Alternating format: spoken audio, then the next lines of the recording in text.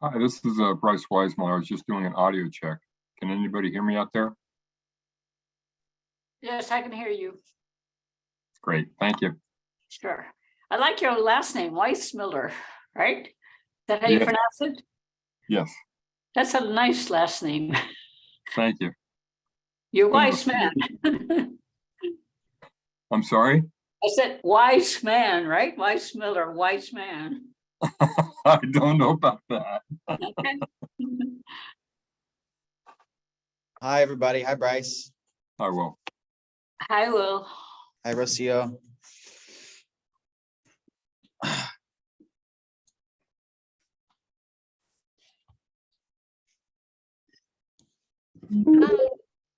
Hey. Okay, William, I will make you co-host first. I am actually having an issue setting up, enabling live transcript. So I'm going to make you co-host and see if you Okay. can enable. Okay. Okay, sounds good. Thank you.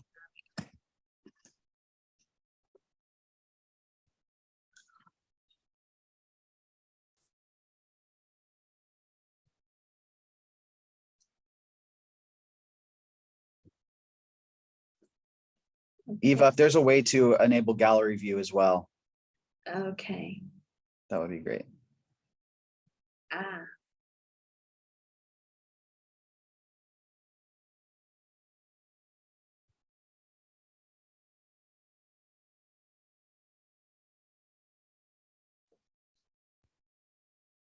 So Okay. thanks everyone for joining. Let's give it 1 or 2 more minutes. Just for the rest of our committee to join. William, Yes. are you able to enable transcript on your end?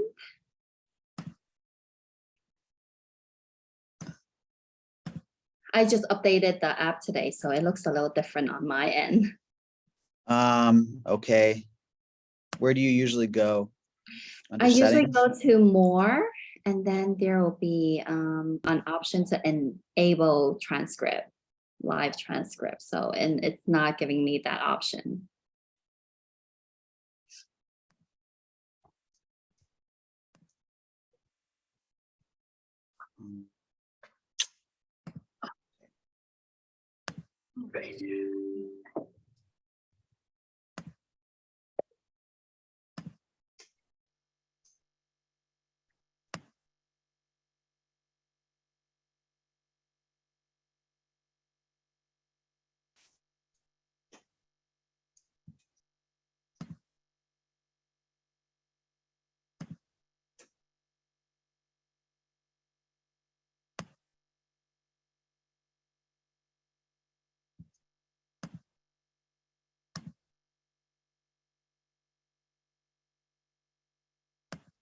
It's working for me. If I click live transcript, view transcript, full transcript, I can see it.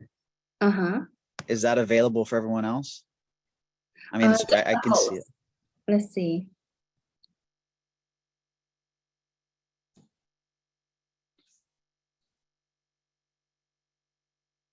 I'm not a Zoom pro here.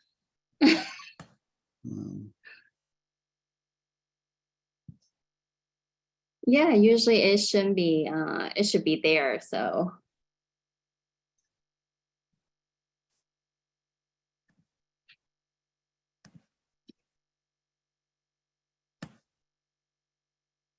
All right, why don't you keep working on that, Eva? Okay. Okay. I want to get started. So, Okay. okay, everybody, thanks for joining tonight's Community Board 2 Quality of Life Committee meeting. We have a very important and interesting agenda for everyone tonight.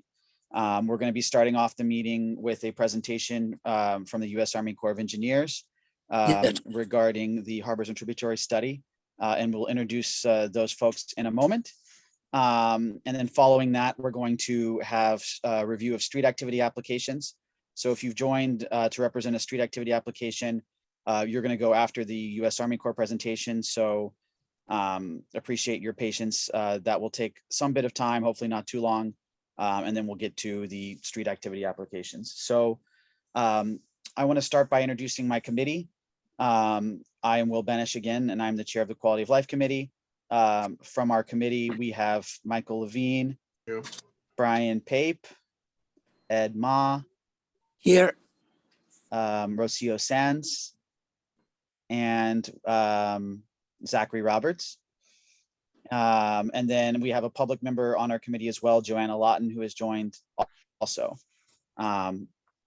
So thanks all for joining. As I mentioned, our first agenda item is going to be the presentation from the U.S. Army Corps. We're going to start with a presentation, and we'll listen to them give their presentation, and then we'll open it up for Q&A after that from the board, as well as if there's any questions from the public. So without further ado, I know Bryce Weissmiller is here from the U.S. Army Corps. And Bryce, did you want to introduce yourself, and then maybe you can introduce your team, and then go ahead with your presentation? That would be great. And thanks again for joining. We really appreciate it tonight. Nonsense. Thanks for having us. I can just see, let me see, we have from our planning office, Danielle Tomaso, who's the lead planner on the study. And then from our environmental analysis branch, we also have Cheryl Ackelmeyer, who's leading the Tier 1 EIS that we have on the New York, New Jersey Harbor and Tributary study. And then we have from our engineering office, Jamal Suleiman, and Mr. Arun here, who's a coastal engineer working on the HAT study. I'm sorry. Yep. So let me just share my screen here. Host disabled participant screen sharing. Okay, give me 1 second.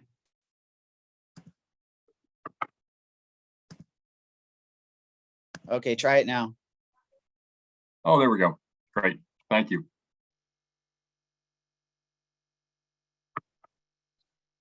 Okay. Can everybody see that all right? Yes, looks good. Very good.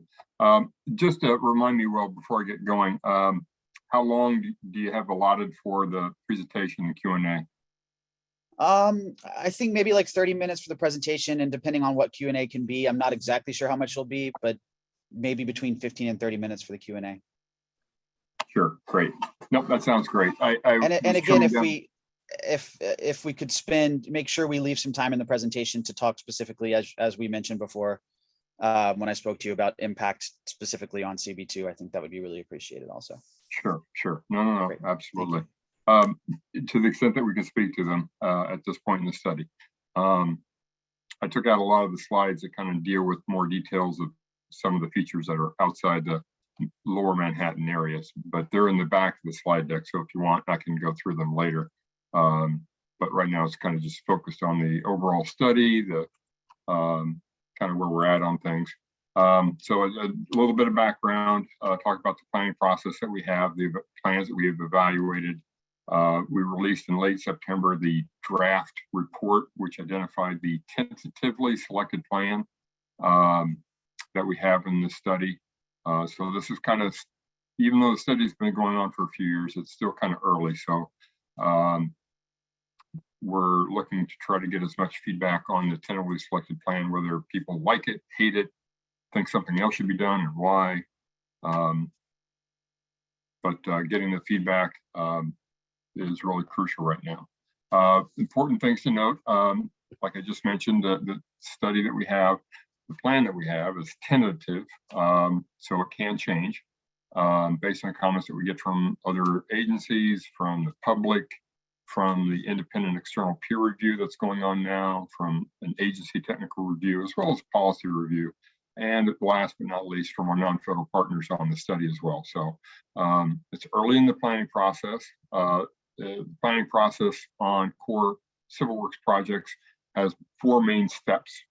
Planning, then there's a design phase that can take several years, construction, which can also take several years, certainly on this study, and then operation and maintenance, which we assume to be for at least 50 years for the economics, but we assume the projects that we put in place would be there pretty much throughout permanently. So the draft report is located at the website that's highlighted there at the bottom of the link, as well as all of the appendices, and there's also a story map page that has a lot of details on it. So this is what the website looks like. So the report links are there on the left-hand side of the page.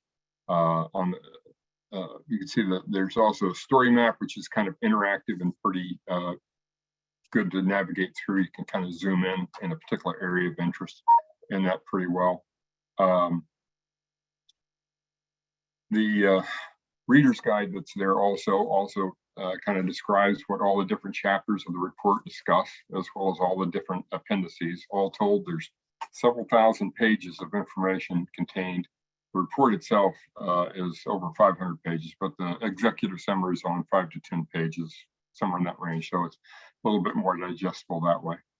The story map, as I mentioned, is pretty interactive and useful tool to kind of see what the different plans have and in details for the different features, different areas.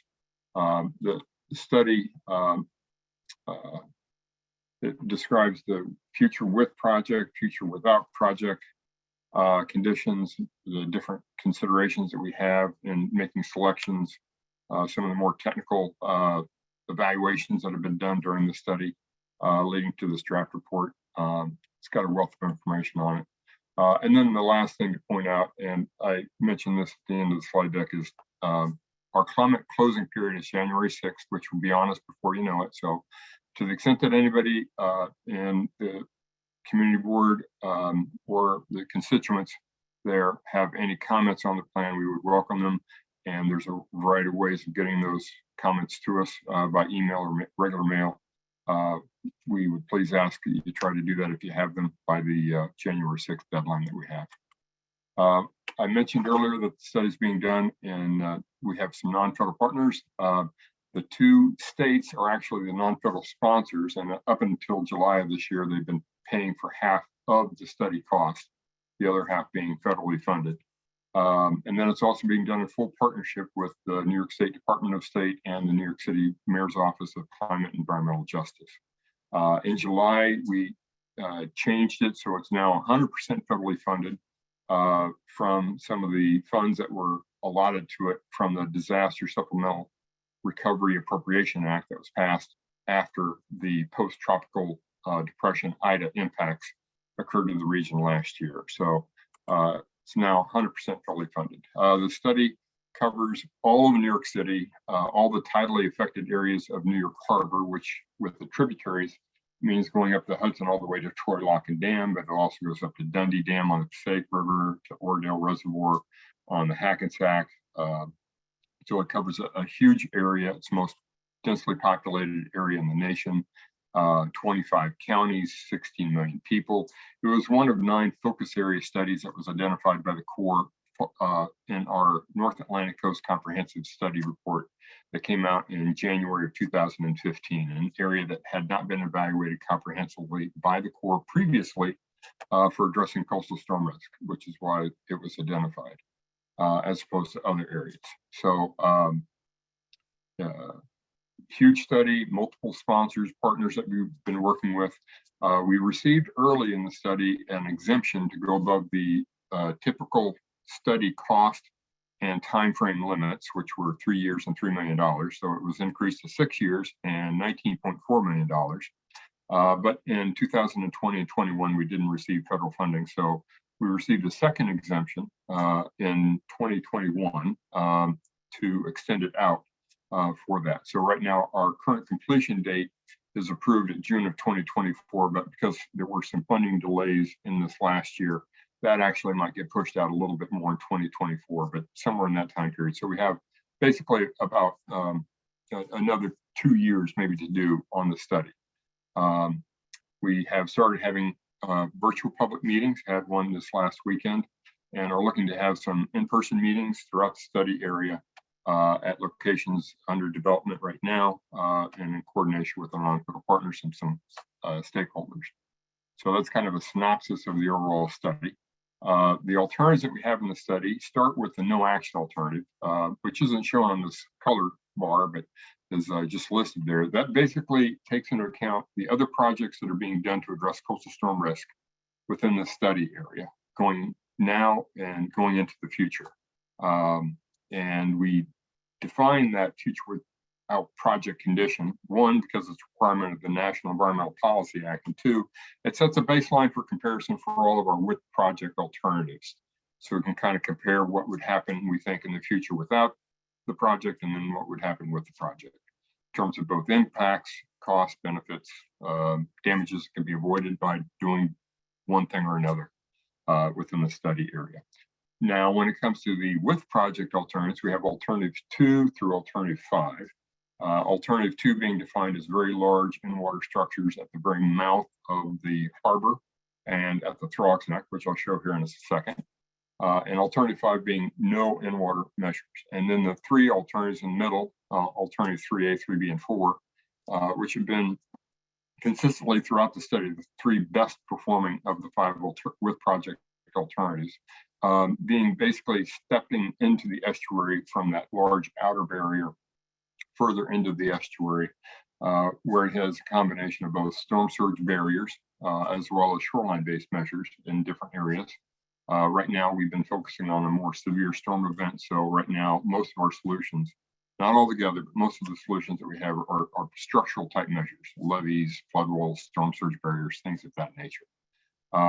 One thing though, that regardless of how it works out, we will be developing for the different, whatever alternative is advanced in the study, a lot more complementary features to the overall plan. So the plan that we have now are, you could think of them as a framework, and we don't have all the answers, all the details yet on all the various features, but we just have a starting point of what we think might be the best solution for this area. And we take into account, like I say, a lot of different considerations in that, one of which is trying to get the biggest bang for the buck. And that's one of the major ones too.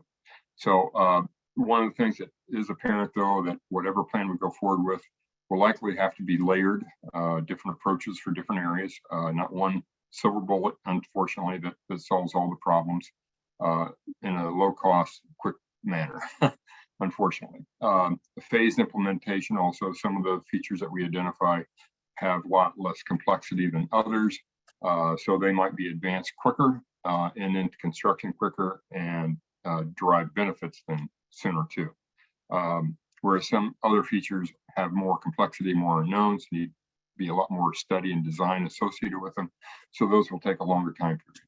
And then in terms of the long term, in terms of a phased implementation, we need to make sure that whatever we put into place can be adapted in the future, given that there is a lot of uncertainty associated with climate change, particularly sea level rise.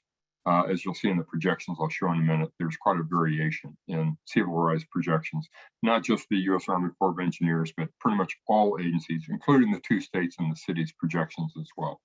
I have a graphic that kind of shows that as well. So the future without project condition, like I said, taking into account all the other projects that have or are being done now to address coastal storm risks somewhere in the area.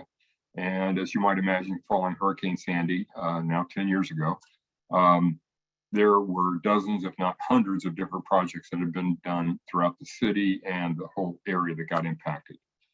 Funded from FEMA, by Housing and Urban Development, a number of federal agencies and state agencies have done a lot of things, as well as, of course, the city.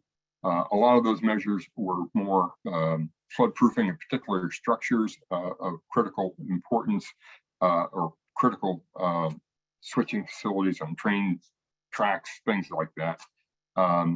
But the broader scale, and we take those into account in our cumulative impacts assessment, but the key thing on the future without project condition in terms of the other projects are the ones that affect broader geographic areas of the shoreline, which I'll show in a minute. And then, of course, the other one, as I mentioned, was the sea level rise. The graphic that's on the right on this figure is fairly important in the sense that it also defines the storm event that we're currently using to evaluate between the different alternatives. And for that, we've used the 1% flood extent, which otherwise is known as the 100-year storm event, with the intermediate sea level rise projection added onto it. So that can change as the study advances, as we do what we refer to as our optimization. We see if a worse storm event might generate greater net benefits or a lesser storm event. So to that end, that can affect what the final design is in terms of the elevation of all the different structures and measures that we might seek to advance as our recommendation coming out of the study.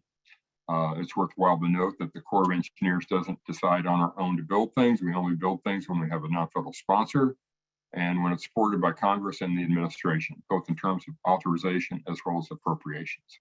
So the process that we have is a fairly long one, and it is certainly involves a number of parties, most notably, of course, the public, because if there's not public support on a project, that pretty much stops the federal elected officials as well as the state sponsors quite often.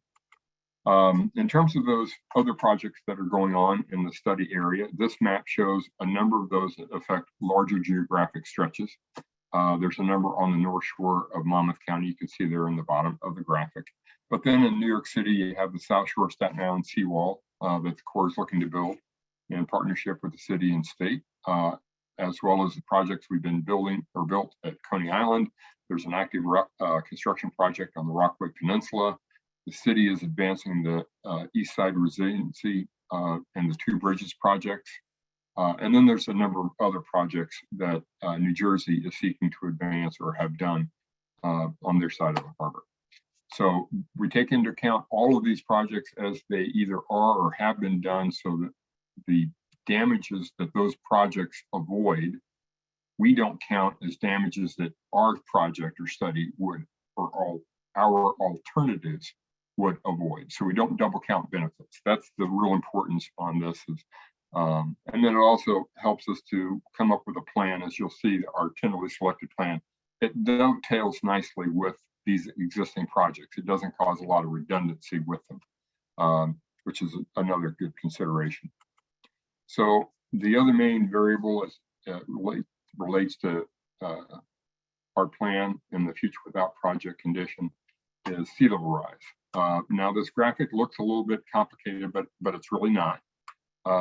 It's just kind of overlapping. I mentioned those 4 steps that the Corps has through civil works project development. You have the study phase. They're shown here in the middle in the light gray shaded boxes, the study phase. Then we have an authorization and a design phase, which right now for all the different plans, we're assuming a 6-year time period. The construction is actually different for the different plans, or several of them. But we've used a 14-year construction period because that's pretty common on a couple of the best performing plans, including the tentatively selected plan.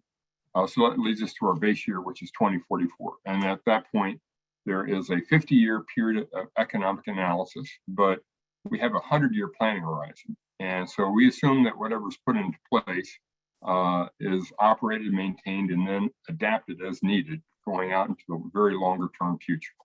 So You said, right, sorry, you said 8-year design and then 14-year construction periods, what you've. Sorry, 6-year design and 14 years in construction. So some alternatives. Okay, and the design period would start in 24, is what you're saying. The authorization and design would start in 24. Okay, yeah, got it. It's more or less mapped out accurately on here as it is. So 2030 is when we assume construction, depending, regardless of what alternative is done, would start in 2030. And some alternatives have a longer construction period, so that counts against them, and some have less, and that actually counts for them through a couple different ways that the Corps does our economics. But this is kind of the generic time frame that we have. And then at the bottom of the slide, you can see the Corps' 3 sea level rise projections are the white, the dark gray, and then the black lines. That's the high projection, intermediate projection, and the low projection, respectively. And then the colored dots at the bottom of the graph at the different locations are either New York's projections in the circles or New Jersey's, either the triangle, squares, or the stars. And New Jersey actually assigns projections based on how they see the emissions, carbon emissions, and then both states actually have a probability of exceedance. So they assign probabilities to their sea level rise projections. So you can see, thankfully, amongst the 2 states, they both see that the probability of getting a more severe sea level rise is less likely, which is good. That being said, the projections all start at 1992. And we do have 30 years of actual data. The actual monthly sea level, and this is all at the Battery, although there actually are a couple other locations where we have sea level rise projections because the study area is so large. The measured monthly sea level at the Battery is the magenta line that's shown in the bottom right corner on this figure. And you can kind of see just from that squiggly line just how much sea level rise varies over that time period. But if you take a trend line off of that measured data, and depending on how you base your trend line, whether you look at a daily average, a monthly average, because sea level is measured every hour, so it's thousands and thousands of data points. The projection right now tracks most closely, or has for the last 30 years, most closely to either the intermediate projection up to the high projection. So it's somewhere in that range. So we feel fairly good that the projection that we've been using for analysis is the intermediate. But obviously it could break to the high more as time goes on.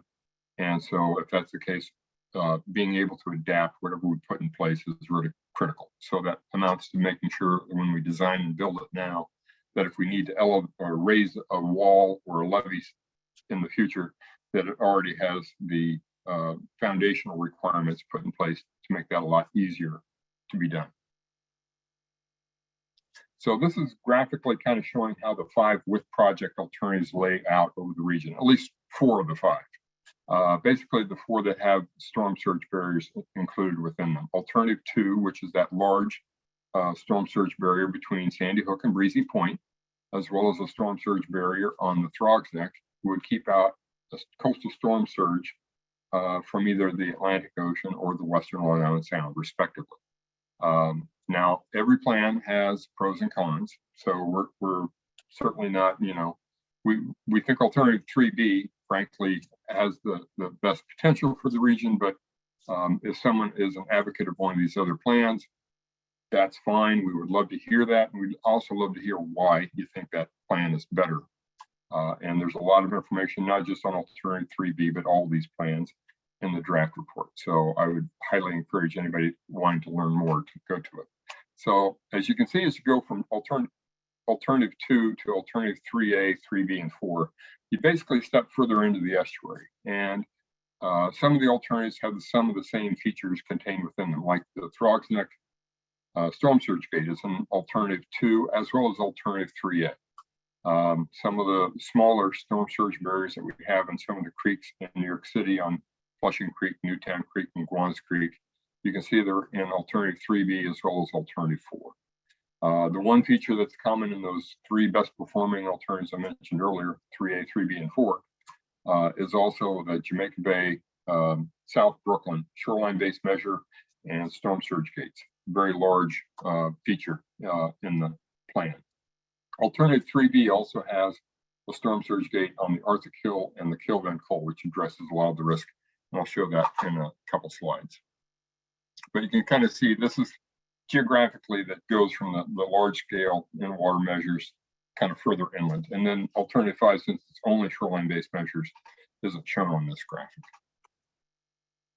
So alternative 2, with that barrier on the Sandy Hook, Breezy Point, and Throgs Neck, basically covers coastal storm risk for the vast majority of the study area. 94%, you can see there, is benefited from this alternative. So it has very good coverage in that regard. But it does have a few issues associated with this alternative. First, it's the largest cost alternative by far. It's fully 50% more than the second highest cost alternative at a total present value. And there's a slide that shows us in a minute of about $150 billion. And that's a present value cost. It also has the very longest construction period. We estimated about 32 years to construct this, and that's with unconstrained funding. And then a third consideration that's kind of detrimental from this alternative standpoint is it has what we refer to as induced flooding. That is to say, the gate that would be on the Throgs Neck causes a slight increase in the flood risk in the areas outside of that gate. So to address those additional flood risks, we have what we refer to as induced flooding mitigation features, which are all those blue shoreline-based measures that you see on the northern shore of Nassau County in this alternative. So alternative 2 and alternative 3A and alternative 4 have a lot of induced flooding in different locations because of the storm surge gates. Alternative 3B has some, but it has far less than those other 3 alternatives. So that's alternative 2. Alternative 3A steps further back in the estuary. So it has a gate on the Arctic Hill, the Verrazano Narrows, and the Throgs Neck, same as alternative 2. And it also has the same induced flooding mitigation features in Western Long Island Sound as does alternative 2. But additionally, this alternative has induced flooding mitigation features in a lot of the lower bay of New York Harbor, which you can see the blue lines there along southern Staten Island, as well as in the Monmouth County shoreline area. It has, as far as the second large feature in this, it has that shoreline-based feature and shoreline storm surge barrier system that covers South Brooklyn and South Queens, including Jamaica Bay. And you'll see that same feature for that area in alternative 3B as well as alternative 4. So alternative 3A, let me just go back. Alternative 3A has a fairly long construction duration at about 24 years and costs in the range of, I want to say, around 100 billion on a present value basis, taking into account not just construction, but the operation and maintenance of it. Again, over a 50-year time period, even though we assume any of these plans, if they were put in place, would be effectively permanent structures that would be there forever, or at least well beyond the 50 years and the 100-year planning horizon. Alternative so going 3B, from Bryce, going from 3A to 3B, we go from 100 billion to 54 billion. Yes.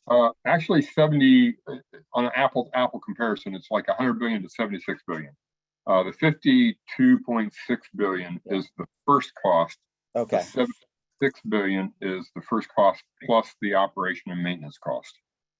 So that's what we refer to as a total present value cost, not just construction, but also operating and maintaining it over that 50-year time period. Got it. Thank you. Sure. Alternative 3B, the tentatively selected plan has still pretty good coverage in terms of the area that's at risk, that's directly benefited from the alternative at about 63%. But instead of having a gate on the Arctic Hill, Verrazano Narrows, and Throgs Neck, it has a gate on the Arctic Hill and the Kilbend Cove. It has that same feature in South Brooklyn and Queens, as we just discussed in alternative 3A. But then otherwise, the estuary is fairly well open to tidal flows.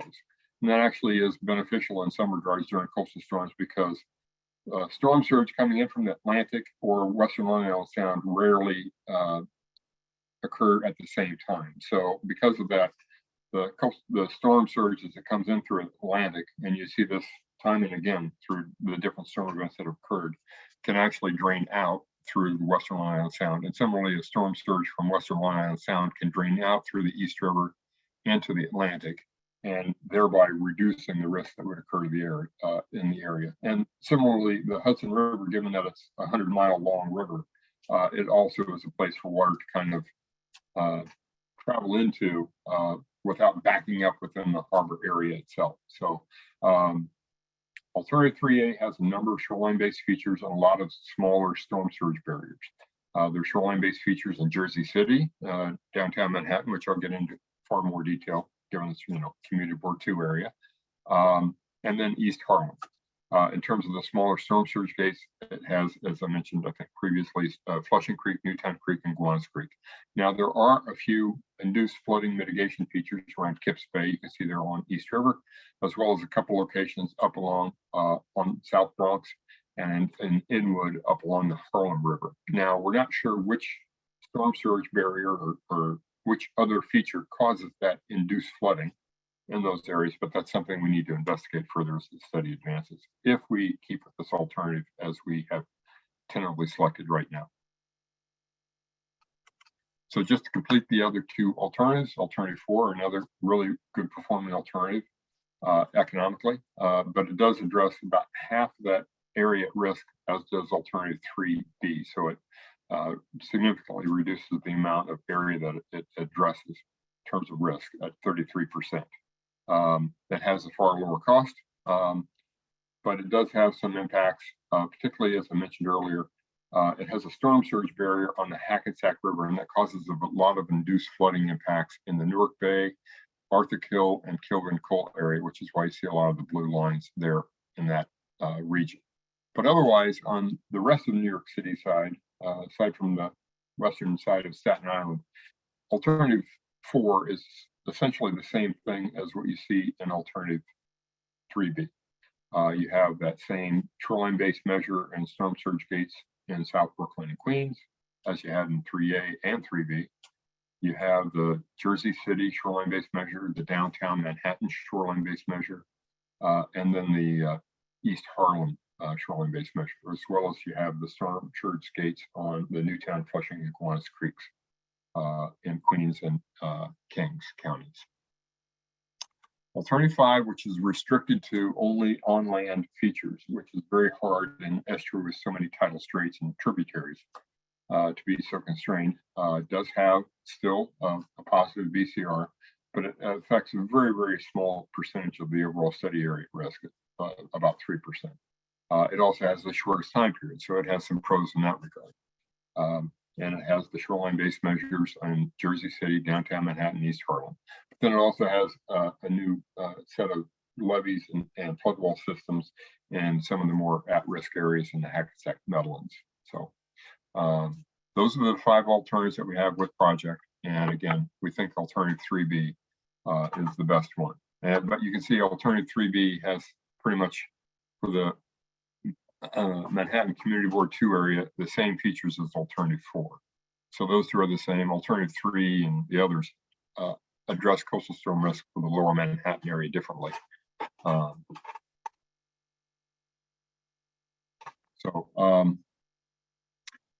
The Tier 1 EIS, it's worth noting that the EIS that we're doing for this study is the one that has by far the broadest and longest time period for evaluation and multiple opportunities for public review and feedback. Where right now we have the draft Tier 1 EIS as part of our draft report under review, and there are a number of appendices to that report talking about different effects. It looks at in Chapter 2, the existing conditions with all of those very critical factors of consideration or evaluation: air quality, water quality, historic properties, protected species, and such. Then it uses a ranking system. Cheryl can speak to this way better than me, but just to try to keep the presentation short, I would urge anyone that want to look at the environmental considerations that we have so far. It's all based on existing information as we have it.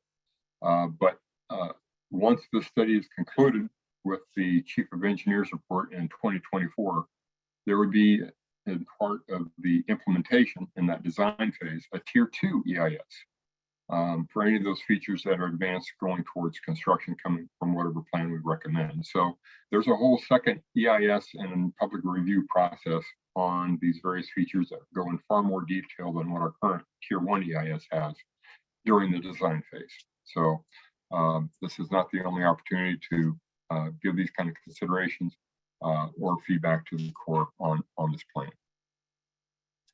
In terms of the summation, in terms of the cost and construction duration of the different alternatives, I mentioned Alternative 2 has the longest construction duration at 32 years and Alternative 3A at 24.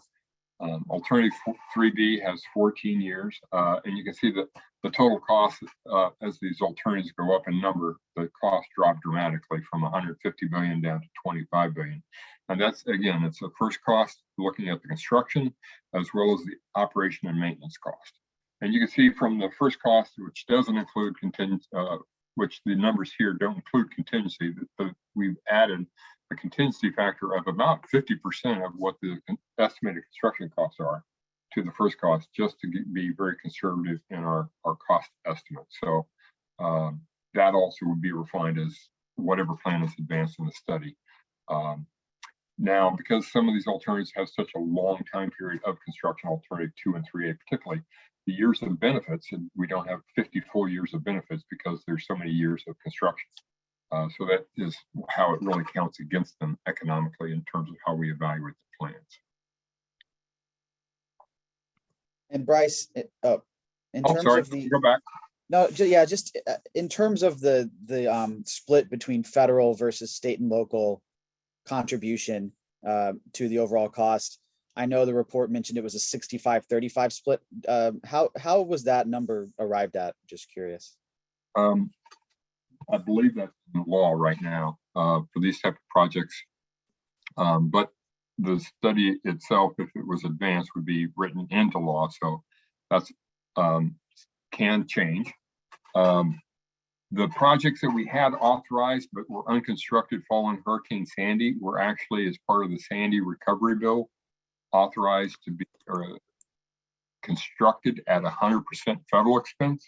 So it can change, but based on current law and policy for this type of project, the construction is cost shared 65 federal, 35% non-federal, and then the operation and maintenance is assumed to be 100% non-federal. That being said, there's a storm surge barrier on Stamford, Connecticut that the Corps built back in the 1960s and that the Corps now operates and maintains. So our current policy is, like I say, 65-35 and 100% non-federal, but that's really up to the will of Congress and the administration as they contemplate giving the project authorization. And then the 35% non-federal share is typically paid for in some combination between the state and local entities. But we don't get into the details so much on that. We usually just have the non-federal partner or sponsor be the state, and they work out their own agreements for how to split that 35% share between the state and the local governments. Okay, thanks. That's clear. Thanks. So looking at it on an annualized basis, which takes into account all those costs, distributes them over time, and there's a time factor, discount factor that plays into it on the timing basis. So the construction time counts against it, like I mentioned. We get to an average annual cost as well as an average annual benefits. The damages that would be avoided by doing the different features that are in these different plans. And that leads us to have a net benefits. The average annual benefits minus the average annual cost gives you that net benefit column. And it's that column that the Corps uses as one of, if not the major factor in plan selection, because it shows which plan gives the biggest bang for the buck. And so some people kind of go by benefit cost ratios. It also has the highest benefit cost ratio, but it's really the net benefits column that we look at. And that's again using the 1% design storm that we've currently selected. So if we go to look at, and we see that it generates a greater net benefits by designing to the 200-year storm event or the 500-year storm event or the 50-year storm event. And this affects the height of the structures, of course. That's possible in optimization, and it's all trying to get, again, the biggest bang for the buck.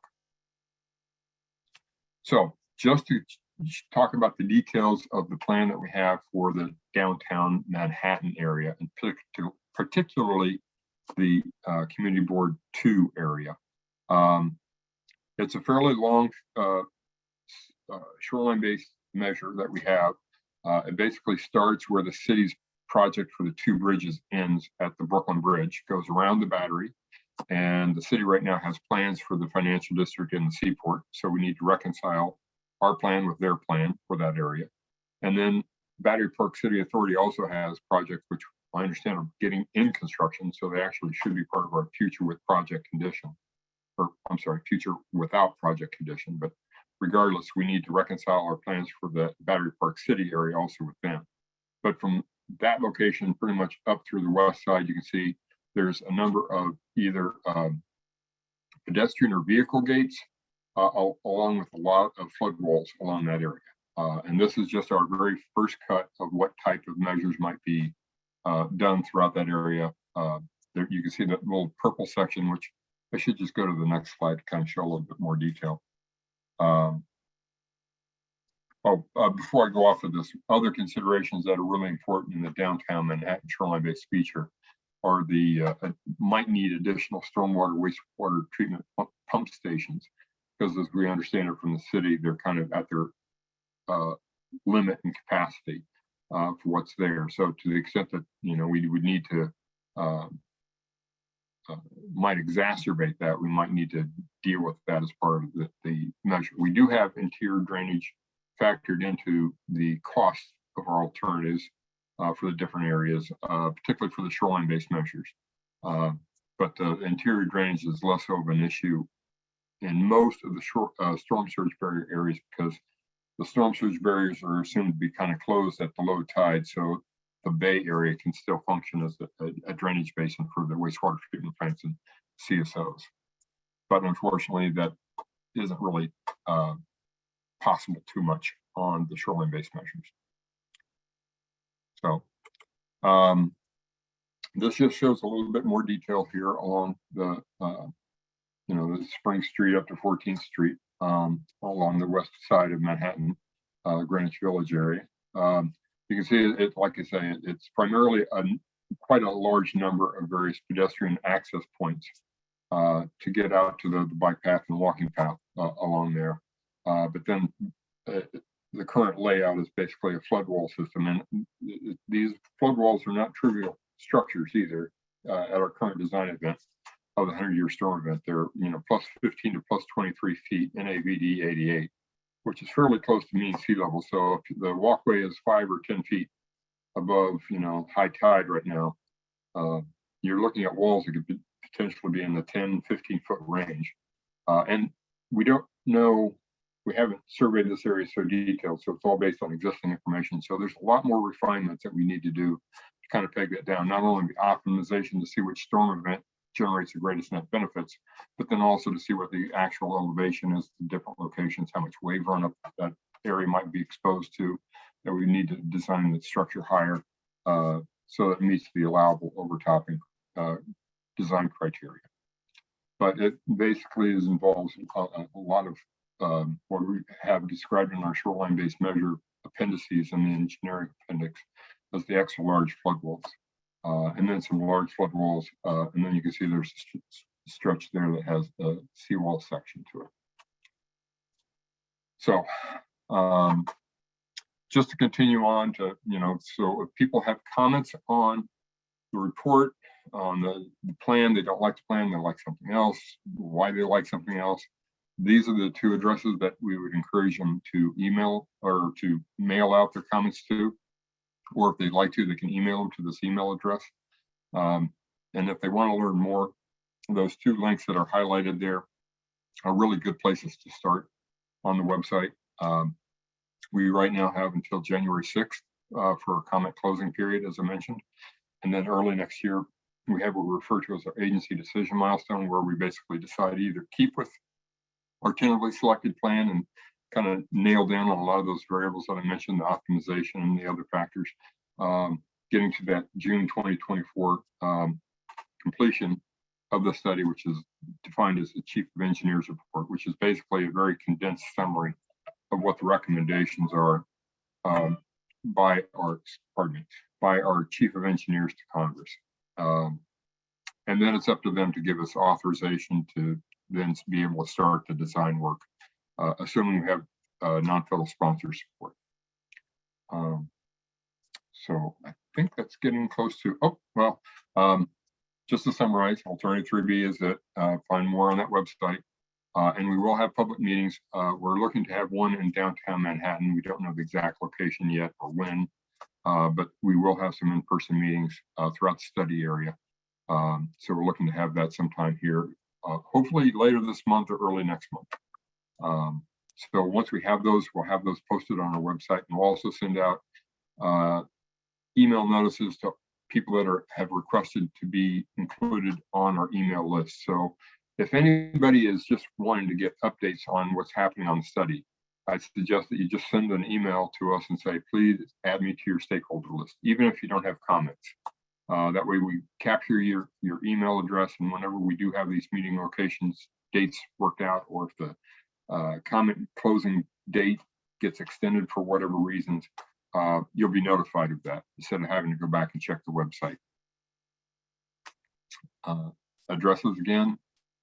Love to hear comments from anybody on the plan, on the draft report. And I think that's pretty much it. So Bryce, thanks so much for joining, and I really appreciate the presentation. And again, thanks for having your whole team join as well. I just want to ask you a couple things, which I already asked you at the last public meeting, but just for the benefit of others that weren't there. Sure. Who would it be to make the decision on whether or not this comment period is extended? Could you just repeat that? Who has the final say on that? Well, it won't be anybody at the New York district. That's a decision that likely would be made by our headquarters, if not our division office. So if anybody wants to request it, those are requests that we would be passing on to our higher authority offices. Or if folks wanted to, they could write to our chief of engineers, General Spellman, in our headquarters office down in Washington, and request it.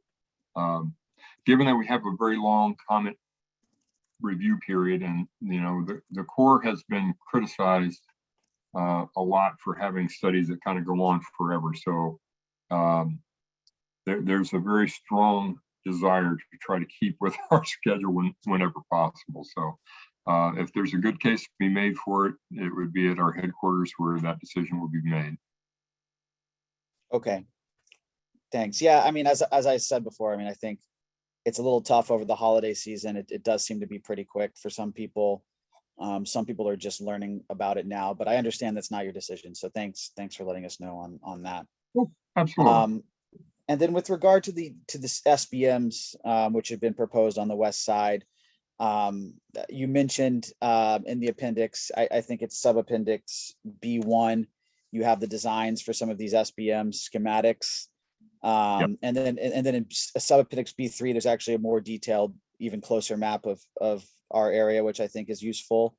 But in terms of the exact design, in terms of the exact placement of these SBMs, where they would be along the west side, where they'd be relative to the road and the bike path and the park there, are all of these things that would be decided during the design phase started in 24?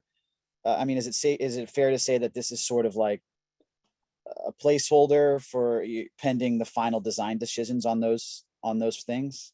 Am I thinking about that the right way? Yes, I think what we would want to nail down during the study is what's the design event that we're trying to shoot for, and then what do we think are the most reasonable type of measures to achieve that along that stretch of shoreline. But the type of measures certainly is subject to change and revision, and even the location for them to some degree can be changed during design. We have to be careful that we don't get too far from what we described, because that runs afoul of some of the prior evaluations that we've done to say, oh, we're going to put a footwall here, and then we move it dramatically or change it from one type of measure to another. So having by far the most critical things that we need to get nailed down during the study itself is having a reasonably robust cost estimate, and for a general description of what the general type of features would be, which wouldn't have to be, yes, this location is indeed a flood wall, but a cost estimate, because that's the main thing that Congress authorizes. Is the Corps is authorized to build the project as we describe it for this amount of money, and they set the dollar figure, and that sets a bar to what we can actually expend in trying to build that project. So we need to make sure that that cost estimate is good. Right. Yeah, no, no, that makes sense. I guess my question was more like, for instance, if you look at the sub-appendix B3, I believe, the one I mentioned, and you look at the detailed map, I mean, it looks like the flood wall is drawn exactly over where the bike lane is now. And I don't know if that's just incidental because it hasn't been decided exactly where relative to West Street is, or they meant to put it on top of the bike lane.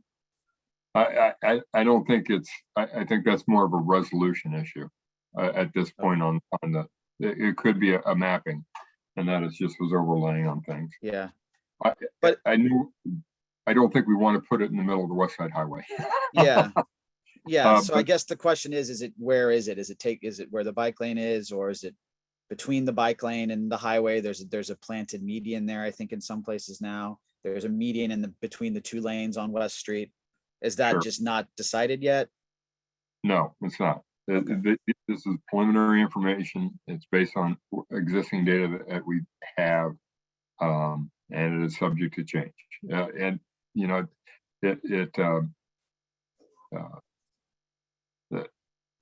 doing this, well, many of the features that we have on our tentatively selected plan, many of the features on all the plans, they're complex. We're trying to solve a really severe problem in one of the most densely populated, highly urbanized areas with very aging infrastructure. You know, there's a CSO discharge every street. It's a very challenging area to work on, and for that reason, you know, the cost estimate that we have is 76 billion. That's magnitude. You know, that's huge. It's a mega study within the Corps designation. So Yeah. Yeah, Okay. I wouldn't worry too much about where the exact lines are in our report now, but if there are concerns that you have about it being one location or another, we'd love to hear it. But those lines are not hard fast at this point. Okay. This is very conceptual, very preliminary. Okay, great. And we have a question from Catherine in the chat, and I actually had the same question that relates to this. Did this study look into what the underground infrastructure is below the median of West Street? Because this is something that folks from CB1 who I've talked to and I have come across in the past, Con Ed and other various key infrastructure conduits and lines that run underneath there. I don't know if that was part of the study. Do you know? There are, to the extent that those type of features are known, we tried to take them into account, particularly a lot of the features with some of the storm surge gate locations and buried gas lines and things of that nature. When it comes to doing shoreline-based measures around New York City, I'm still looking for the area where you can do construction without having to worry about those kind of things. So Right.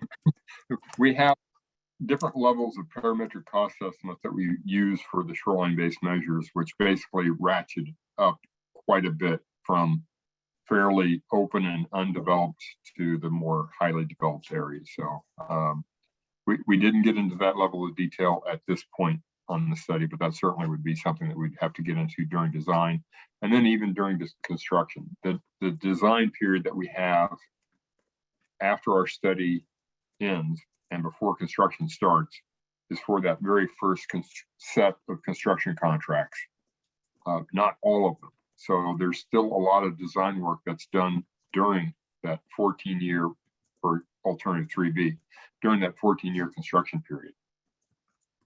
Okay. And then so when the construction starts in 2030, is it known kind of what the sequencing of that is going to be yet, or is that something that has to be decided during the design period as well? We have estimates for the overall alternatives, but we have not broken it down on a feature by feature basis. That is to say, it's, you know, the alternatives that we have for the Manhattan, downtown Manhattan shoreline-based measure is also an alternative 5, and alternative 5 has a 5-year construction duration. So it's conceivable that that could be done, again, with unconstrained funding within 5 years. Okay. But where that would fall best within that overall 14-year estimate that we have for alternative 3B, we generally like to advance construction for things that can generate benefits as quickly as possible, so that the money's invested on that construction and we can start reaping benefits from it immediately or as soon as possible. But that being said, it comes into, you know, how the non-federal sponsors want to approach construction on the project. And then to the extent that you can do one feature by itself, because we haven't looked at yet the hydrodynamic connectivity that these various features might have with each other. I mentioned those induced flooding mitigation features, which there still are some in alternative 3B. So something is causing those induced flooding impacts. We don't know which, but there is some connectedness between, we know some of these measures or features that are within the plan. We just haven't analyzed it yet to the degree to where we can say, oh yeah, this one thing can be done in and by itself. And that might actually be a question that we have to put off till our design phase to be able to say which are acceptable features from and can be implemented on their own versus they have to be as a package. Got it. All right, let me go to Michael Levine from our committee, and I think we had questions from Pete Davies and Alice Blank as well. So Michael, do you want to go ahead? Yes, thank you very much for the comprehensive presentation. I'd like to look at the overall plan. You've used the word plan and study, and then of course the different alternatives. Is the assumption that the different alternatives you presented will all show up in the plan with a recommendation as to which alternative or alternatives would be selected, or will you be focusing in on one alternative? What is your expectation for the final study and the final proposal that we would have an opportunity to comment on? I got a bit confused as to where we go with the 5 different alternatives you presented. Okay, no, that's a good question. I apologize. So let me just back up on my slides if you don't mind. So these 5 alternatives that I mentioned, we've evaluated them. There's information on all of them in terms of their construction cost, duration, the type of impacts that they would have that are in the EIS. So there's information on all 5 that are contained within the draft report. And taking into account all those considerations and the economics, we think that alternative 3B is the best one. But we want to hear from other agencies, we want to hear from our non-federal sponsors, we want to hear from the public, we want to hear from the independent external peer review. We want to get as much comments and feedback on that tentative plan selection as possible, so that early next year we can say, yes, we're going with alternative 3B. That's what we're going to be recommending to Congress. We need to nail down a lot more information on it, or at that agency decision milestone this spring, we'll say, no, the non-federal sponsor wants us to do some locally preferred plan, which we could do, or we need to go with some other plan for some reason. That doesn't happen very often, but it has happened. So right now we are early in the study to the point where we think this is the right solution, alternative, let me just page down, alternative 3B. But if you think differently, please let us know and let us know why you think another plan or another approach would be better. And however that works out between our division and our headquarters office and the district and our non-federal sponsors at that agency decision milestone, we'll either keep with this alternative 3B or we'll pick something else. And that might even involve then a second draft report going out to the public sometime. Thank you. Now, one other quick question. So when do you expect the decision to be made in terms of timing? Right now, that agency decision milestone is scheduled for April of next year. But, April of 2023. Correct. But and as Will asked you, is there a possibility that the comment period would be extended, or are we tied into that date? Well, if the comment period is extended, then that date would probably be shifted out also. Okay, okay, thank you. Thank you very much for the information. Excellent presentation. Thank you. Team effort.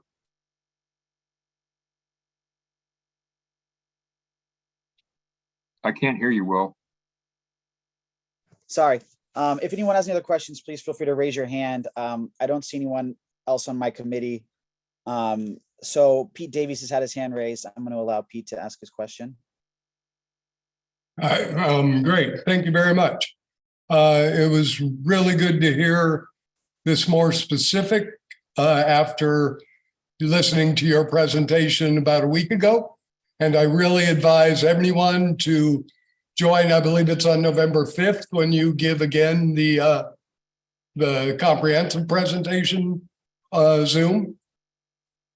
And so I have one question about information in Appendix B, Engineering, Subappendix B3. And it's about the diagrams of the flood walls. Can you tell us, they show a sizable support slab, and then they also show pilings that go down, forced to lock them in. What is the depth that needs to generally that is needed to structurally make these things viable? It depends. Well, I would defer Arun or Jamal if they wanted to respond, or our engineers on this, but it depends highly on what you have there in terms of the geotechnical material underneath, in terms of how deep the piles need to be sunk. If you had, sound bedrock, obviously you don't need to go nearly so far as if you have very unconsolidated and poor quality material. So that's one of the things that we would be looking at in our design phase in a lot more detail. But yes, the pilings have to be put down quite a bit on those walls to be able to bear the load of the dynamics of the water and the during the peak of the storm surge condition. And similarly, the slab that the wall comes up from, that has to be somewhat sizable as well? Yes. Some of the graphics that they show, the extra large flood wall, for example, I want to say it's on the range of 3 to 4 feet thick at its base, going up. And so it kind of speaks to just how serious of a structure those flood walls are. Great, I appreciate it. Thank you very much. Thanks. Alice Blank from CB1. Thank you, Alice, for joining. My pleasure. Hi, and particular hello to Michael Levine, our old friend from CB1. Yeah.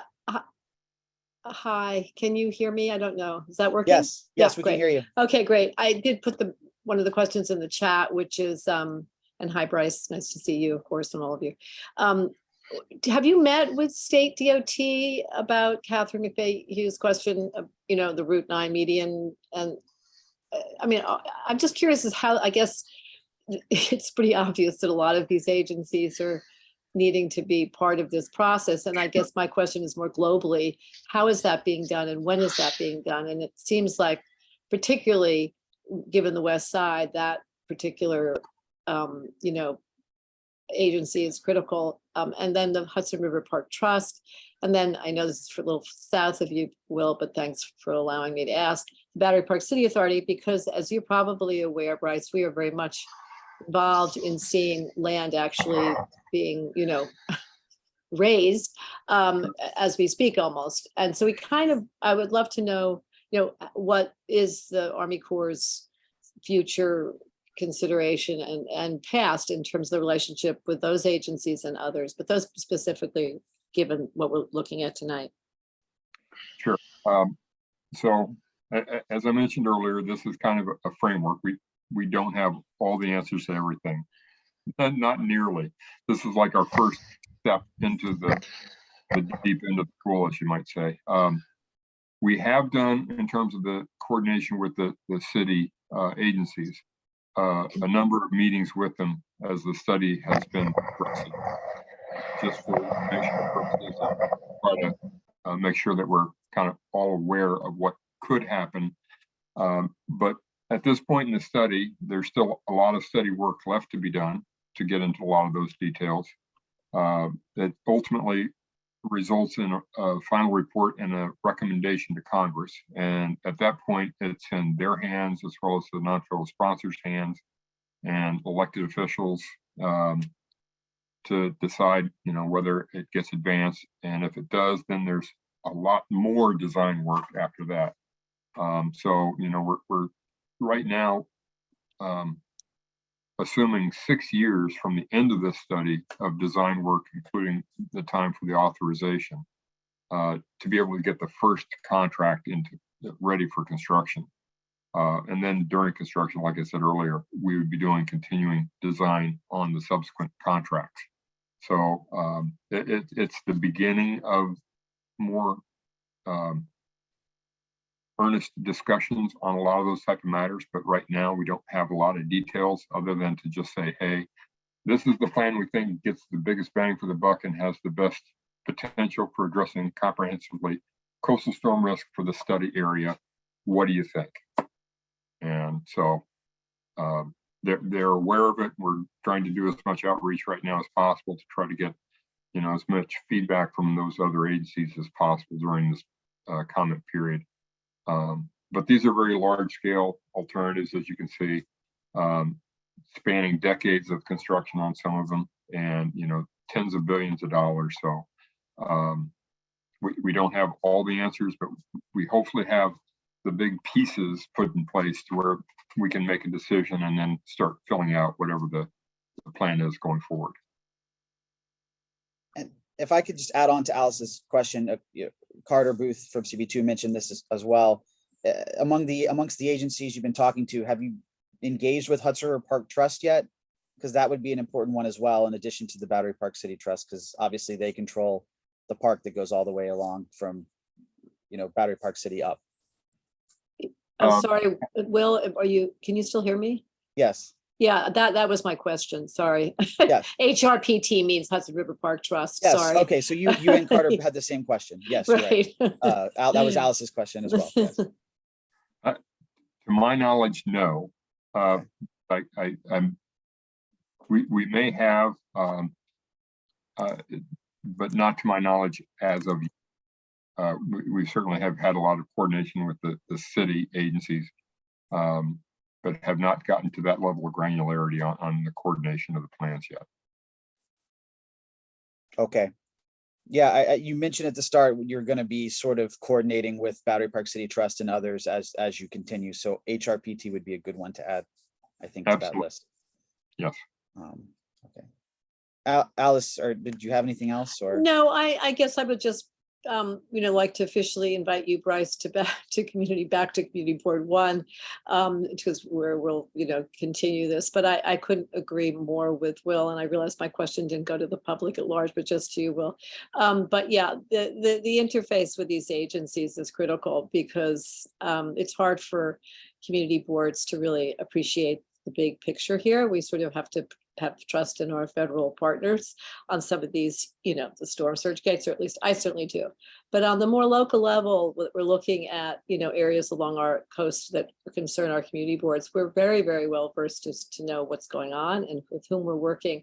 And I'm not quite sure I fully understand yet how that relationship is being forged with the Army Corps and the city agents and state agencies that are involved. So when we have an opportunity to have you come to us down in CB1, I would love that this conversation continues. The community boards, of course, join us, and we hear a little bit more specifically about BPCA and HRPT, Hudson River Park Trust, Battery Park City Authority, Governor's Island Trust, as to how they can all be helpful in getting these plans to where they want to go, and being assured that whatever alternative is selected is indeed the right one. So that's it for me, Ben. Thanks again. It was really helpful to hear. And thanks very much, Will, for putting this together. Thanks, Alice. We have a question from Joanna Lawton, who's our public member on this committee. Hi, yeah, thank you so much. I really appreciate this comprehensive presentation. I actually have a couple questions, and my first is about when you anticipate really large scale, meaningful public engagement to happen in this. As you can imagine, most New Yorkers aren't going to know this is in their backyards until shovels are in the ground. But is there a time period where there will really be a widespread communication? And are there already materials that we should be sharing to get people really engaged at this time? Or should we be expecting that during the 6-year design period, that's when people should be providing more critical input in exactly what these designs look like. So just wondering first if you have like a timeline for when we can really get people engaged and paying attention to what this large scale project will look like. And then the other question I had was, when you're referring to getting these benefits as quickly as possible to communities, what exactly are you referring to? Is it primarily the risk reduction and hazard mitigation, or are there also other benefits that are being considered in these plans in terms of any co-benefits to reducing heat in neighborhoods? I know you touched a little bit on stormwater and runoff. Any sort of public or mental health benefits that can be provided to communities on days that we're not worried about major storms or hurricanes. So are there other benefits that we can be thinking about in this project? There, let me answer the first question. Cheryl might be able to assist on the second question because a lot of that gets into this. We have, well, first off, when it comes to engagement on the community level, as I mentioned, right now, our key decision is, we think this is the right plan. What do you think? And so if people have thoughts on something else or another, if people think, oh, this flood wall should be colored tan instead of gray, those are great comments, but those will be more appropriate during the design and even the construction phase. So it's, we're looking to hopefully get as many people as we can now at least aware of the project, and to the extent that they can provide information on, at least now, you know, what they think is good or bad about this plan, or if they think other plans are better. Those are the comments that are most timely for the decision we have now. But if they have more detailed comments in terms of the location of where some of these features go or measures go versus others locations, those are great comments to get also now. This starts that dialogue, and it will get more detailed and more definitive as it proceeds through the design phase, and then, you know, also in construction as well. Like I say, that initial design is not for the entire feature, but just the first construction contract of these various features. So sometimes people don't pay attention or don't realize these things are happening until the shovel hits the ground, and it's immensely frustrating. There's to the extent that any elected officials or any organizations, community boards, can help us get word out so that people are at least aware of what could happen in time, pending support and funding and all those other things I mentioned, all the better. We'd love to build a much better outreach database and mechanism so that we can do that type of more detailed discussions continuously as we advance the study and into the design phase as well. But you know, it is very frustrating to, you know when best to engage the public for the different decision points that we have on our projects as we take them from the preliminary and conceptual phase where we're at right now in this study to the shovel starting to hit the ground kind of thing. In terms of your Bryce, I know we have, I'll add, I know we have representatives on from Eric Botcher's office. I believe Eric Botcher's office and the Assemblyman Glick's office and maybe some others. So hopefully tonight can be the start of maybe them helping us get the word out. So I wanted to thank them for joining as well. Oh yeah, absolutely. We have some, we have a briefing to the New York City Council plan. I think it's on the 15th right now. So we're trying to get word out to the, and try to make use of the mechanisms that already exist to try to, you know, reach down to the more local community level on these different plans and features.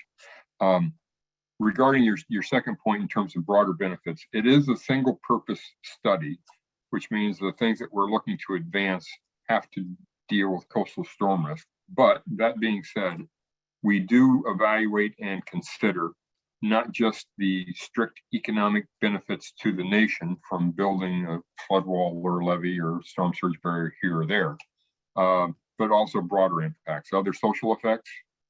There's regional economic development that also is considered, as well as environmental benefits. Obviously, people think, oh, you building walls and levees, that's bad for the environment.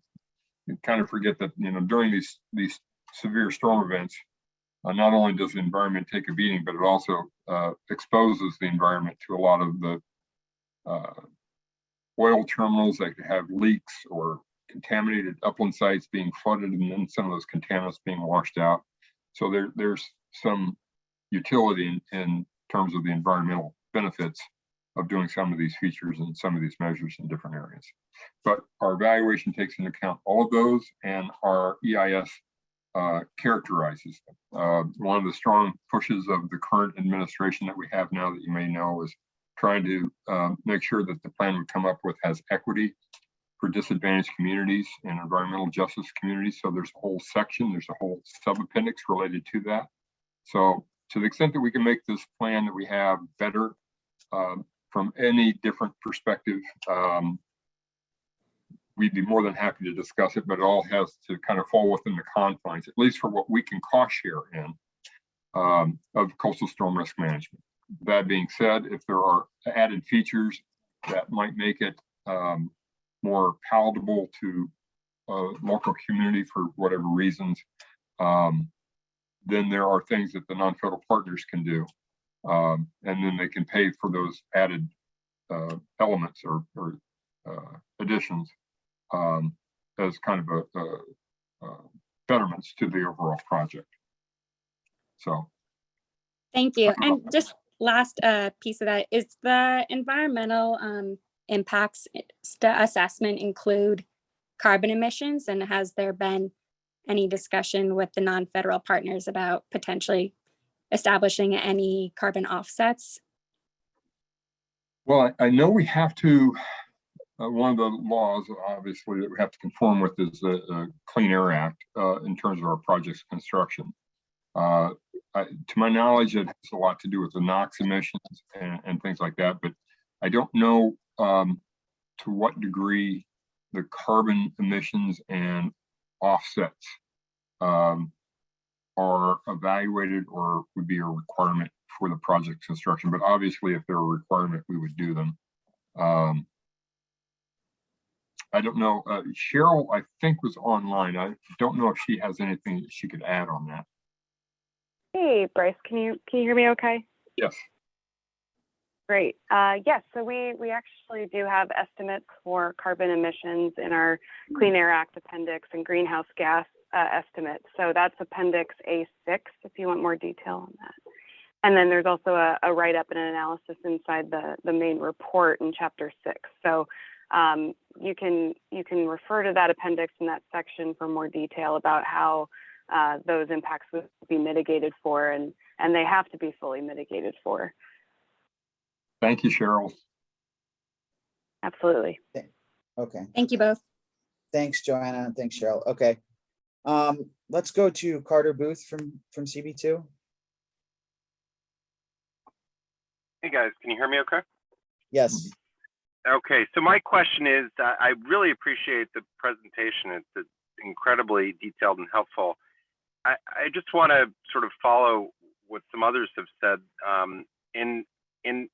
There's a couple of areas which seem like they weren't taken into account, but they're the existing conditions on the ground. So for example, Hudson River Park Trust controls the interface of the seawall right now on the western edge throughout Community Board 2.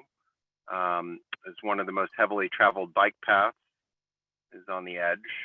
We obviously have West Street, which runs all the way down, and then West Street is also seems to be a major feature of the congestion pricing plan, which is coming forward at some point in the near future.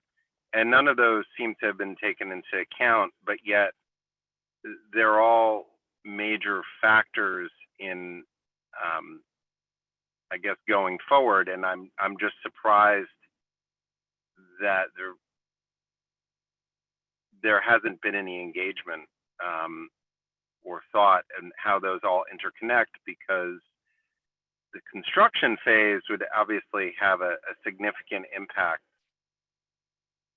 throughout this area. And so I just, the practicality and implementation, the politics, I guess I'm not sort of understanding how this plan going forward, how it all fits together. I was wondering if you could explain that a little bit. Well, when it comes to real estate and ownership and control, we don't get into that too much now, other than just assessing what the easements and the rights of way and other real estate type costs might be to the project going forward. As I mentioned, this is a very preliminary and conceptual outline of plans, and the costs, construction duration, benefits, area affected are vastly different. So we're kind of trying to figure out, which ballpark are we playing in before we start getting into, okay, for this feature to be advanced further, we need to now work out, okay, what are the plans for this area? What are the geotechnical constraints? Who are all the real estate owners or who oversees the various properties that would be affected? Those are quite often details that are put well into the design and sometimes even the construction phase in our projects. And that might seem kind of surprising, but we and the way our projects are kind of defined, the non-federal sponsor has the responsibility to obtain and provide to us all of the lands, easements, rights of way, and relocations that are necessary to implement the project as part of their requirement. So we are very happy to coordinate on the plans and move forward on it. And the entities that you mentioned are certainly major players for this one feature going forward. But this is one feature of 8 features that are within this plan. And the non-federal sponsors and partners are also taking this opportunity to kind of see what the reaction is from the public and other agencies before they kind of form their opinion as to whether they think this is something that they could do, knowing full well that there would be those kind of real estate issues. And real estate issues in this area, we know from other projects that we have, the South Shore, Staten Island, and others are major constraints in terms of how to get these projects in place. It's not just the entities that run these parks and the usage of these parks. It's not just the geotechnical considerations. Are there contamination issues? There's quite often contamination issues throughout. Infrastructure, quite often of questionable location and condition. There's just not any easy aspect to it. And we are very early in our planning process, and we would look forward to having those more detailed discussions. But, we're just not in a position to, on alternatives that vast, to get down to that level of granularity with all the different players at this point in the study. And we kind of regret that, but we kind of have to first figure out which ballpark we're playing in before we start kind of proceeding on it further. Okay, I guess it's just such a narrow area, right?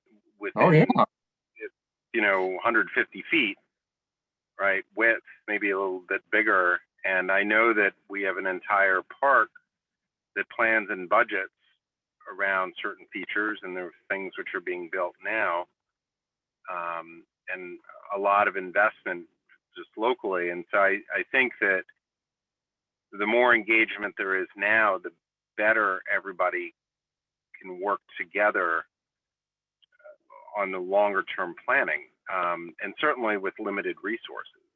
And sure. And I just think of just simply the bike path, trees, the highway. I mean, the sooner people know, the better the planning can be, and people can come together with some hopefully work out some ideas so that everybody can start planning together. But I have not heard that yet from any of the other entities. And so that's what just, Sure. I hear what you're saying, but it just raises concerns as significant amounts of money are being put towards projects that may not be the best usage if these plans come to fruition in a particular way. Sure. No, it's a very good point. And we're, years and years from when the first construction would happen, and it may not be in the CB2 area, until years and years after that. The one constraint that we've had on the study kind of all along is that this study is kind of a safety net type study. We're looking to augment and to identify areas that have a lot of coastal storm risks still, given all the various things that have been done, not only after Hurricane Sandy, but a lot of them that were done before Hurricane Sandy through the study area. And so this is our first attempt at trying to identify, the measures that we think might work best. So it really is the beginning of that dialogue. We had to start somewhere. This is the solution. It's a very constrained area. To the extent that we can get this word out now and start that dialogue and start, identifying the key players that we'll need to coordinate with, now and going into the future, all the better.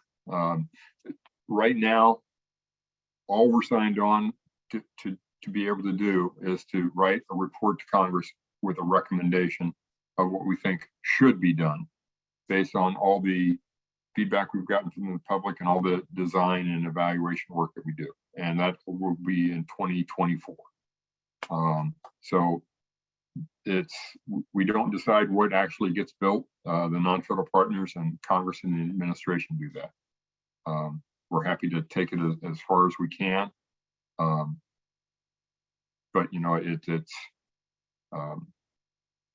I wouldn't want to mislead people to thinking, oh yeah, we're going to build this at this point. This is just a tentative plan selection right now. And not a recommendation.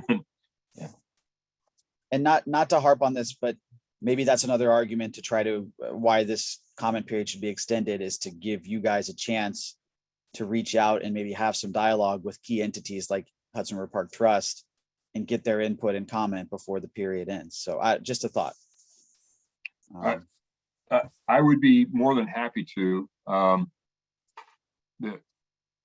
The cost for what we have for linear foot are in the cost appendix for the different type of features. And, whether it's an elevated promenade or a flood wall, we obviously can't fit a levee in that area. It's so constrained as it is. It really is making sure that we have a cost that's robust enough that, when we get authorization to build something, we have the latitude to then, work out a lot of those details, not just on with the entities that are involved here and, with all the other features. There's several features that are in National Park Service area, territory, Department of Interior overseas, down in the Jamaica Bay and such. There's a long laundry list of people that we need to start getting more communication with to try to get that feedback. And if you think that we would get feedback that's, oh no, your cost is too low, it needs to be more, from having another month of comment period, being able to reach out. It's like I said at the beginning, it's not a decision that we can make at our level. The minimum time period for an EIS for public review is 45 days. We're over 100 days. And it is over the holiday season, unfortunately. So we do whatever. Okay, look, we've taken up a lot of your time. We have two more hands raised. Let's see if we can get through those last two quickly, because we do have other agenda items. So Tammy Meltzer. and then Laura Starr after that, and then I think we'll be done. Tammy, did you have a question? You're on mute. Hi, am I? Hi, Tammy. We can Hey, hear you. thank you so much for this great presentation.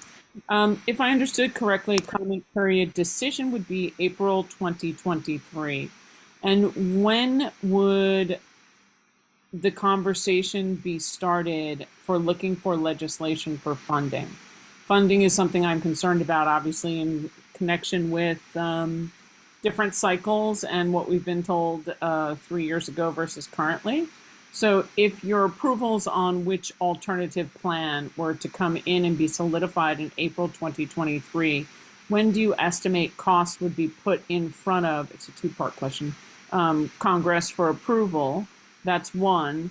And two, would all of the costs then, I assume, take into account and be diminished by the built environment for what has already been done, if anything, from any of the agencies from, you know, the government like Port Authority, New York, New Jersey, which has done some measures all the way through the subway systems, and what the BPCA and the city are doing on the east and south and west sides.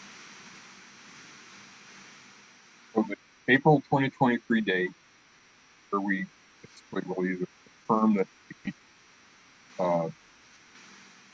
hone down on alternative 3 more details recommendation to Congress. Recommendation to Congress is actually in that 2024, mid to late 2024 time period. And that's when we have a two-step process where Congress first gives us construction authority that the Corps is authorized to spend so much to build this plan as described by the Chief of Engineers. And then they give appropriations. So it would be the 2024 time period when if we have non-federal sponsor support and have, you know, the project flushed out, where it would be time for talking to your federal elected officials about getting that authorization and appropriations to advance the project.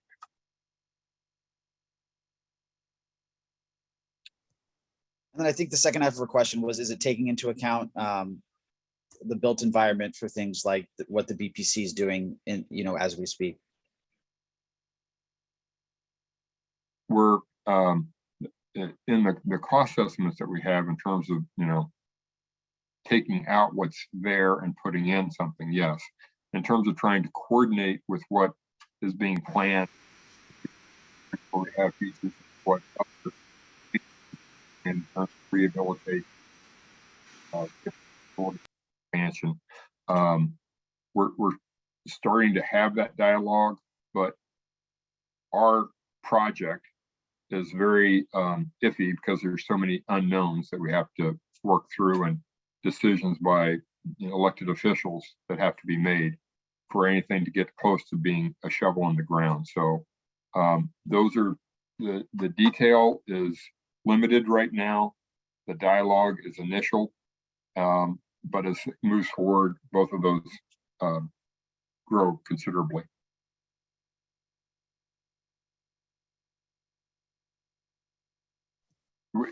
Okay.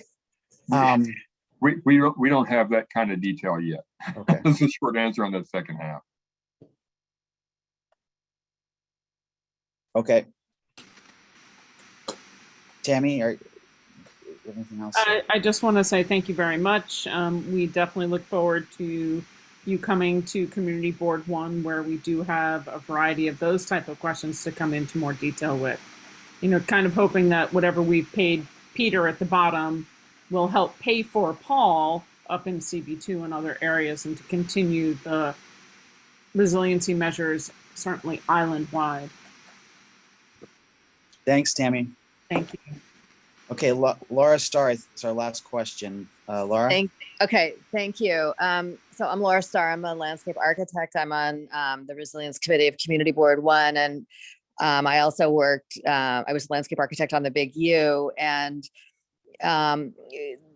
you know, when I think about the benefit cost analysis, you know, when you look at the value, like the real estate upside of places like Central Park and the High Line, and what good truly integrated infrastructure and world-class design does for the money equation, especially in a place like New York. I'm just wondering how you can do, the benefit cost analysis without including all these urban design factors is like one question I have. And then the other one is, I realize you could show a line on the page and say, okay, this is the flood protection line up the west side. But, in an age where we need to think about urban design and also transportation and everything, like maybe the solution will become something like integrated into a new highway system or into a new Hudson River Park, or, something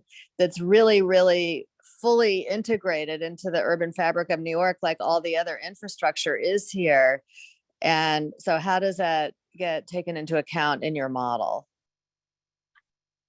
Well, as I mentioned, Laura, we're the Corps is kind of constrained to looking Right. at features that are kind of single purpose to coastal storm risk. I don't disagree at all with the points that you're making. Right. So excuse me, at the risk of interrupting you, because I know you've gone over this a few times, I guess my question is maybe more for, not for you, but for the community board members of 1 and 2. And I know I'm very close to the Resilience Committee on 11. I mean, I think the community boards and the city have to really come together and think about how to make the best use of this potential gift from the Army Corps to integrate, to make it work for New York, right? Because you guys have a very constricted mission, right? And I know on Staten Island, there's ways to kind of add softscape and connections and things on to what you're doing on the South Shore of Staten Island. But I think that's as complicated as that is. I think when we get to Manhattan, it's like 10 times more complicated. And so I think that we, as the recipient of this gift, have to somehow get our act together to make the best use of receiving it. Absolutely agree with you. Absolutely. Okay, that's all I wanted to say. Anyway, thank you very much, Community Board 2, for hosting this. It's really fascinating and great work on the Army Corps part. Thanks, Laura, for joining and for your question. I think it's a great point. Okay. Okay. Well, it went on longer than I expected, Bryce and team. So thanks for staying on.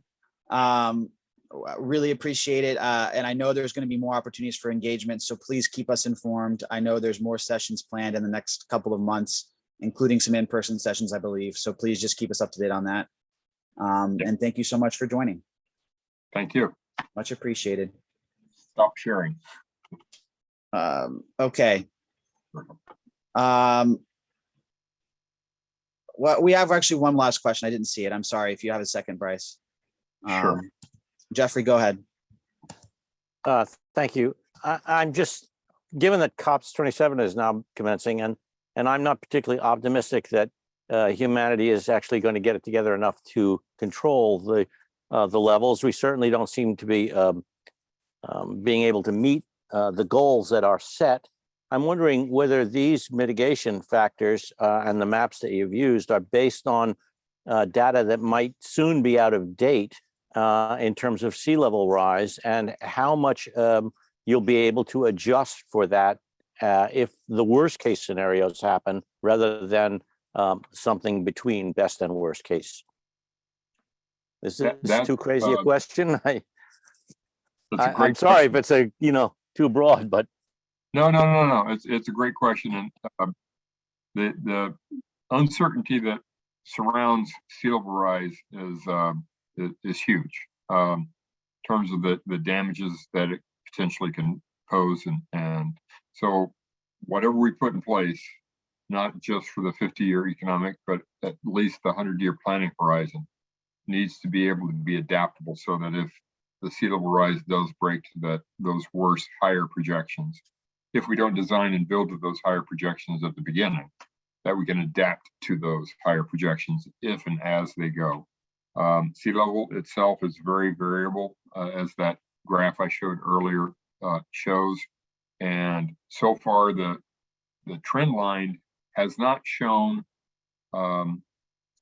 always being at the high projection or above. It's actually been quite often more closer to the intermediate projection, which is good, but that doesn't mean that next year it may start breaking towards the high projection.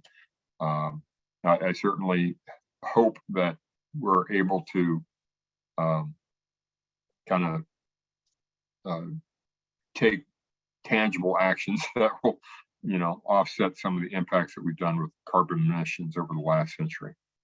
But Well, it certainly is troubling when you look at the curve of, that CO2 emissions have in how much in the atmosphere, and you realize the accelerating pace. And then I look at my own life and I think I've noticed geological change in my lifetime, and I shouldn't, because geological change is supposed to happen longer than a lifetime. And I know from personal experience, because I used to travel the Staten Island Ferry all my life from childhood up. I can see that it's at least 6 inches higher, maybe even 8 inches higher than it was in my youth in the 60s. And so I think if that's the case, then when we weren't even aware of climate change, and now we are aware of it, and we're looking at the numbers for CO2 and saying, my goodness, will we be able? So we might see a considerable more rise, swelling even of the ocean than we're prepared for. So I was wondering if the numbers that you've been using are from what period? I mean, when did we get those numbers? Are they current? Are they the last climate change agreements in terms of goals? Is that what they're based on, or have you projected something else? Well, the current epoch of projections begin at 1992. And so my understanding is in our agency, not the New York district, but there's actually a research office at the U.S. Army Corps of Engineers that gets involved with climate change and the projections for sea level rise nationally. And they work with international agencies on that, as well as other federal agencies like the National Ocean and Atmospheric Administration. Are looking to update the projections, given that it has been 30 years since that last epoch was defined. So I certainly hope that we're able to, but when it comes to coastal storm risk management, we kind of are at the bad end of having to deal with whatever happens and not prevent it. Yeah. Hopefully we're not going to find some surprise in their new projections when they come out, or some bad surprise. Yeah. Thank you so much for this presentation. I learned a lot, and I am now going to read everything I can about what you're working on. Thank you. Thank you. Thank you, Jeffrey. That's a good food for thought to end this on. So thank you for that. And thank you, Bryce, again. So feel free to drop now. Have a good night. We'll talk to you soon. Thank you, Will. Thanks. So we are going to move to the street activity portion of our meeting. The way this will work, I'm going to call out each activity in the order that it's in on our agenda. If you are here for that activity, please raise your hand when I call out your application. So the first one is going to be the Dove Washington Square Park November 15th street activity. Is anyone here from Dove?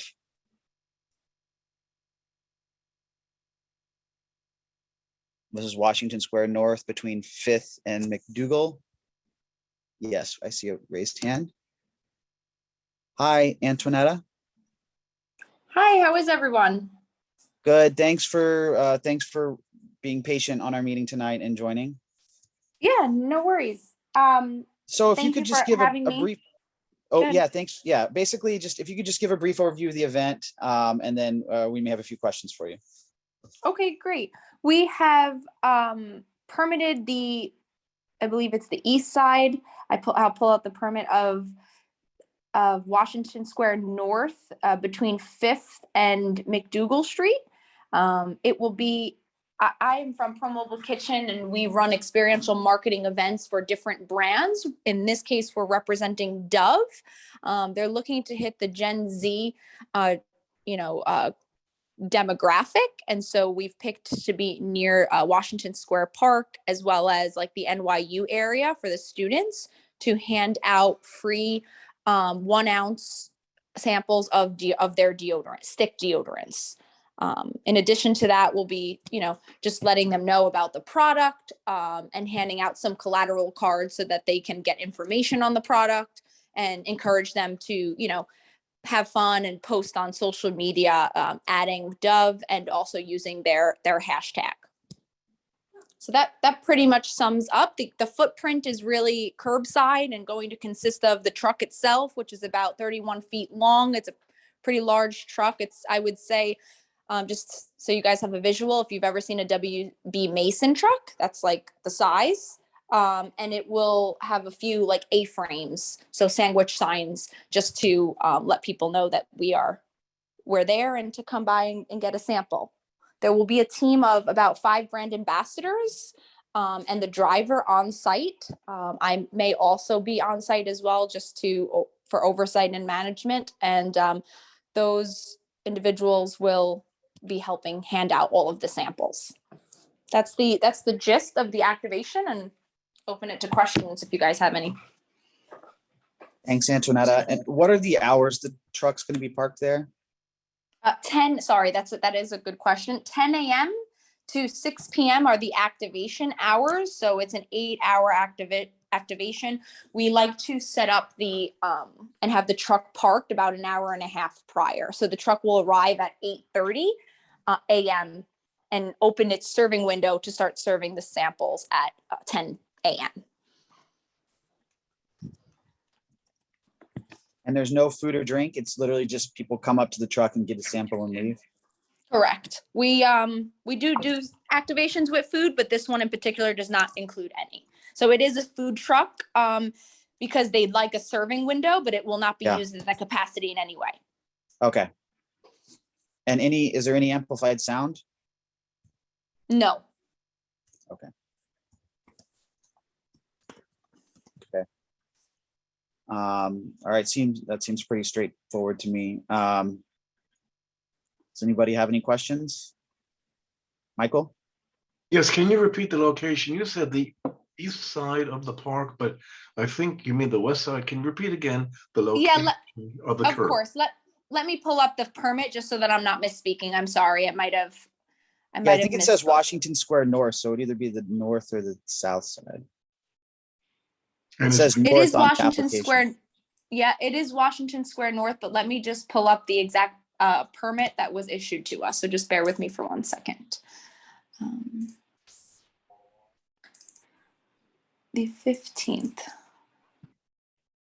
Okay, so we would be parking on Washington Square North between 5th Avenue and McDougal, and we're on the north curb lane. I'm sorry. We're on the north curb lane. And you're taking up the equivalent of 1 parking space? It's 31 feet, so I would say closer to 2 or 3 to park the vehicle safely. Okay, thank you. You're welcome. Thank you, Michael. Rocio? So the hours that are posted on your application do not coincide with the hours you stated. So could you tell us what are the hours again? We when we applied for this permit, we like the flexibility because the client sometimes wants to make decisions on when to activate. So we put the max and min here. And so we will be activating from 10 a.m. to 6 p.m. with the truck arriving at location by 8:30 a.m. So you'll be done by 8:30. No one will be giving out any samples at 8:30 at night. Correct. We should be on our way. It takes about, with not much, set up, it takes about 15 to 20 minutes just to break down and for the truck to head out. So I anticipate by 6:30, 6:45, the latest, it will be out of there. Okay, thank you very much. You're welcome. Okay. I don't see any more hands. Thank you, Antoinetta, for joining. We appreciate you taking the time to present. Thank you. I appreciate you guys approving the street activation, and Dove and myself are excited to be there. So if it's okay with you guys, can I drop off? Yes, you can. Thank you. All right, wonderful. Thank you so much. Bye. Thanks. Okay, our next street activity is for the red carpet arrival event. I think I saw Stuart on. Yes. Hi, Stuart. Thank you for joining. Actually, Stuart, give me a second. I'm going to promote you to panelist if you can accept that. Okay. And if you, Stuart, go ahead and unmute yourself. Sure, let me get my video on as well. Great.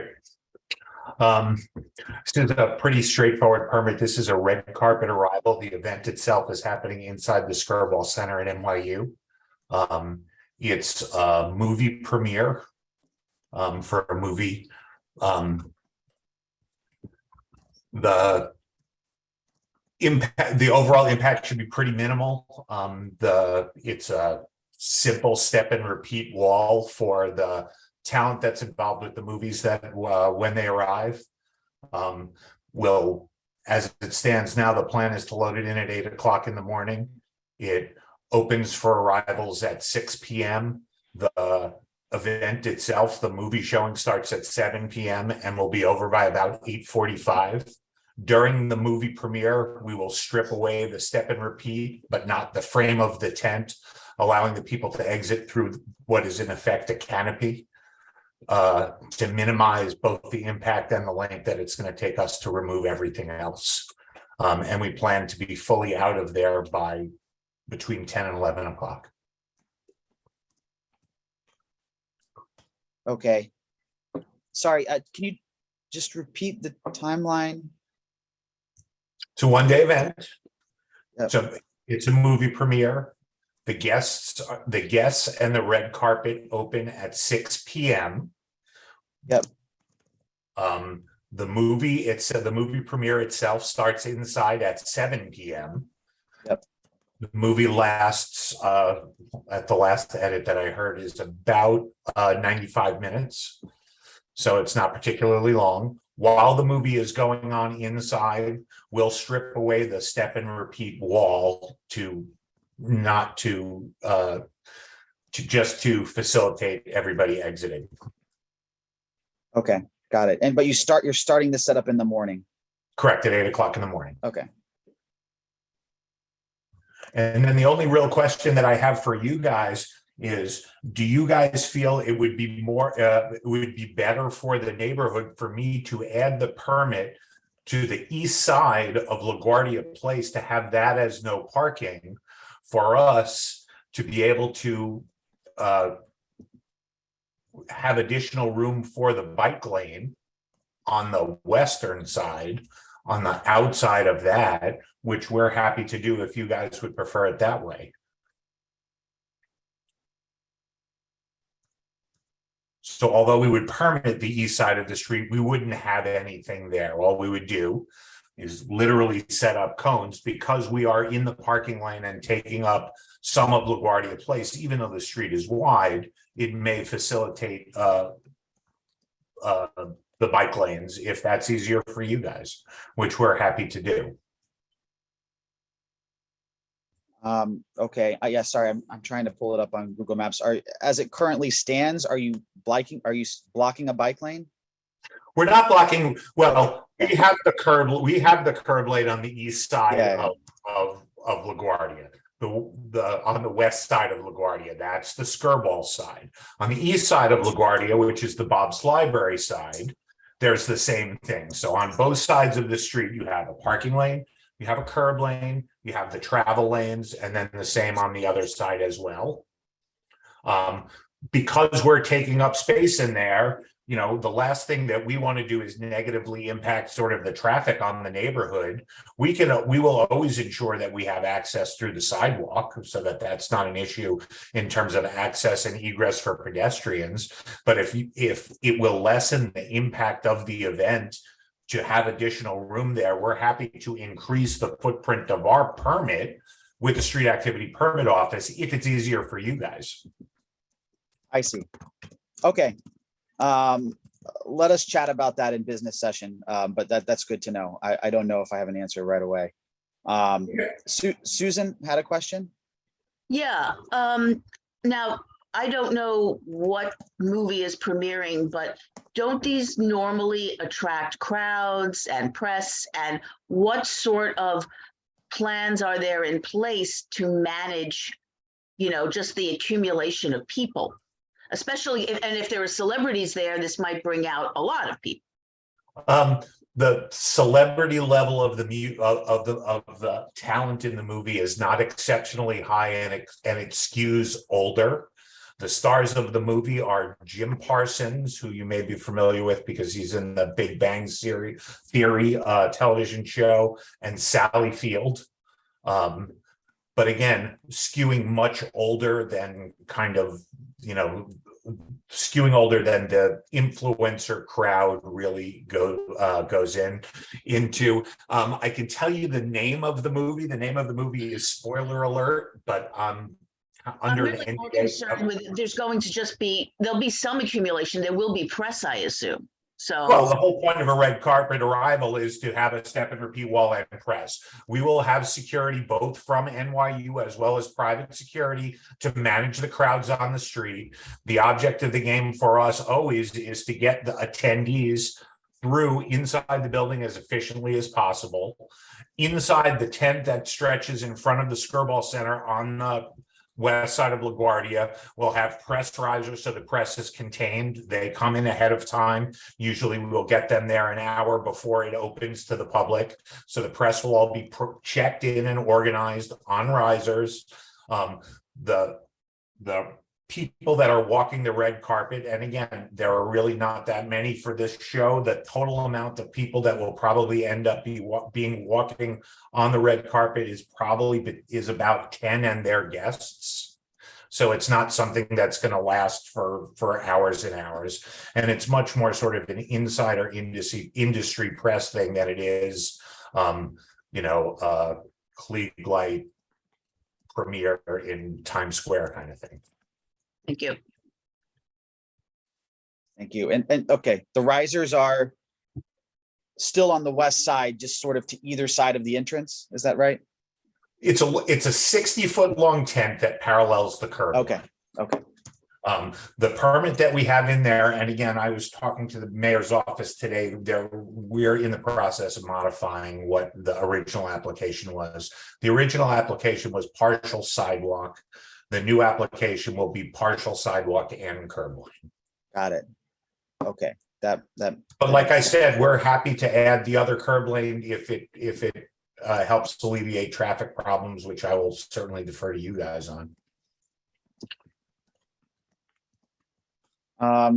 Michael? Yeah, let me clarify again. You're talking about partial curb lane and partial sidewalk. Is it the entire length of the block? Are they both equal, the sidewalk and the curb lane? But what are we talking about here? Because Susan's point is a good one.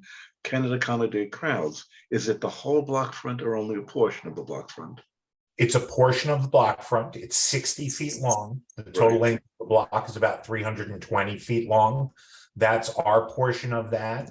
There will be walkways around where we are setting up. In addition to that, we will have some support features that are in that parking lane, most notably a generator, which powers the theatrical lights for the step and repeat. Thank you.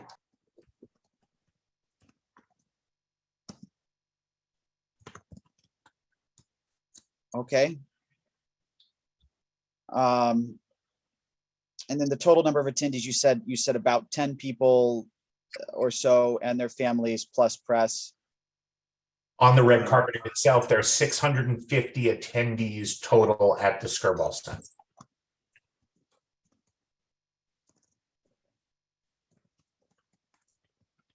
How do those attendees enter? Where do they enter?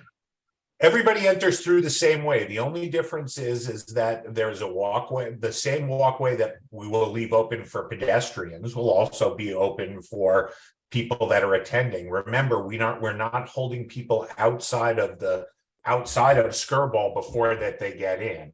So just like when you would go to a movie, you wouldn't congregate on the sidewalk. You would walk inside the building to purchase your tickets. We have the same setup here, that the people that are attending that aren't walking the red carpet literally will walk down the sidewalk and turn directly into the building. And you're anticipating 650 people? Correct. Good, thank you. Okay. Thank you. I don't see any other hands. Stuart, thanks for your time. No Much problem. If you appreciated. you guys have my contact information. The only thing that I would need to know is that if you do want me to do that, I just need to get started with the mayor's office on amending the permit. So if you could get me within the week, that would be terrific. And Okay, we will let you know. and we'll make the amendments. Okay, thank you very much, guys. Thank you. Appreciate it. Okay, let's move on. So we have 3 applications relating to Harry's. I think we can do all of those Harry's application, the Harry's mobile applications at once. So I see Kelly Rice. Hi, Kelly. Hi. So yeah, if you could just kind of go over, there's 3 different applications. Yeah, absolutely. Walk us through what you guys are planning. Yeah, so it's the same thing all 3 days. It's just happening at slightly different locations. As I'm sure you can see on there, the first day is Washington Square South between Thompson and Sullivan on the south side. The second day is Broadway between Spring and Prince on the west side. And the third day is Sunday between Crosby and Lafayette on the south side. I won't quiz you on that. I can't remember myself. But basically very similar to the Dove activation that was being talked about earlier. We're helping Harry's, the brand that does like a bunch of like men's hygiene products and stuff like that, do a holiday food truck. And what we're going to be doing is giving away free hot cocoa, free coffee, and free 8 cookies to people that come up to the truck. And then there will be an opportunity for people to purchase products if they'd like. It's not required. There's free stuff for everyone that comes by, but if they do, we'll also be giving them some extra goodies like a Harry's gift card and a branded bag and fun stuff like that. But pretty simple. We are going to have a few podiums right outside that will show the product that's being sold, and then a photo moment that's going to have, it's just going to be a wall backdrop, not a full wall. It's going to, but a flat backdrop with a couple of rocking chairs in front of it for people to sit down with their cocoa and take a picture. And it's going to be from 10 to 4 every day. Setup will probably come around, we're planning coming around 8 a.m. For 2 hours of setup, and then breakdown should take about an hour. I know we have a little extra time on the permit for cushion just to be safe, so we should be out of there by 5. Okay. So it's sort of a regular food truck. Do you know the length of the truck? And it's just it's a branded truck. Yeah, branded truck. I was trying to pull up the exact length. I think it's also right around the 31 feet that the dump truck was, a little bit larger on the larger side. Okay, so it's curb lane, 2 or 3 parking spots, 31 feet, branded truck. Is there any amplified sound? No. No amplified sound, so nothing playing from the truck? No. Okay. And again, all 3 events, it's the exact same hours, 10 a.m. to 4 p.m. Yes. Okay. Michael? Oh, no question. I forgot to lower my hand. Sorry. Okay, Pete Davies had a question. I'm gonna allow him to speak. Hi, yeah. Please tell us the precise address in front of which buildings these food trucks are going to be parking. The Spring Street block has a subway stair that comes up. It's a narrow sidewalk. It's very congested. there's usually a food cart in front of the Starbucks on that block. So that needs to be taken into consideration. And on the Broadway location, the precise location, the side of the street, please. I live on that block. And how many attendees are you expecting to serve out of your food truck? Great questions. So on Washington Square South, it's going to be on the corner right by Thompson. So between Thompson and Sullivan, but right by Thompson on the south side. And then for Broadway, it's going to be pretty much right in front of the Sephora. Sephora, and then I'm not sure actually what the building right next to it. Sorry about the barking. The building next to it, but right by the Sephora on the west side. And then on Spring Street, it's going to be on the south side, adjacent to the CARP, so not in front of it, but if you just go slightly farther down the street. I apologize if these are not the most detailed explanations. I'm actually in LA, and my New York team are the ones that pull these locations and typically activate here. I'm sorry, you said adjacent to what on Spring Street? So I see the food cart that you were talking about, it's going to be just farther down from it, more towards the middle of the block. Okay, I would suggest instead of in front of Sephora, which is a business that's open, that just to the south of it is a empty storefront, which you wouldn't be blocking their product or their. We have fought really hard to keep food off Broadway, and the introduction of a food truck sends the message to others that they can bring their food trucks here. So I would advise the committee to reject the SAPO application for a food truck on Broadway. Thank you. We can absolutely shift it down in front of the empty building. That's not a problem. And we would love to activate here just for those 6 hours, giving away some free coffee for people. Why you want to bring into Soho a little food truck? Yeah, so the Harry's team, I believe their offices are located in Soho, and they think the area just has the right demographic, and especially for the holiday weekends, they think that it's going to be the perfect amount of people to see their brand and enjoy just some free goodies and free samples. Well, the perfect amount of people is because it's so crowded. Exactly. Okay. Nice and busy to give away lots of free stuff. It's never fun to go somewhere that's not crowded and then have tons of free stuff that then goes to waste, as I'm sure you can imagine. Okay, Jeffrey, do you have a question? Just would say that the one on Washington Square South that is listed as being between Thompson and Sullivan and nearer Thompson would put it in front of Judson Church. And I would suggest that it would be better if it was east of Thompson Street towards maybe not in front of the Kimmel Center, but the next building, the near corner of Thompson, rather than in front of Judson Church. I think that's just better planning. Thank you. Got it. I will make that note to my team and we can definitely make that adjustment. Okay. Any other questions? I'm looking. Renee Monrose, yes, thank you. Go ahead. Hi there. I would like to emphasize one of the points that Pete made about the fact that the community there has worked for years to eliminate food trucks on Broadway. And this kind of precedent really message. So, and the other thing that for their sake, they should know that that block has been a site for 3-card Monte and pickpockets, and additional crowds gathering there are going to be subject to petty crime. So they really should consider another site, and I propose it be rejected for Broadway altogether. Okay. Thank you, Renee.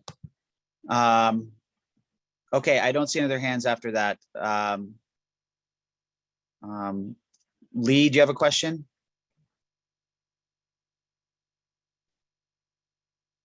You can unmute if you do.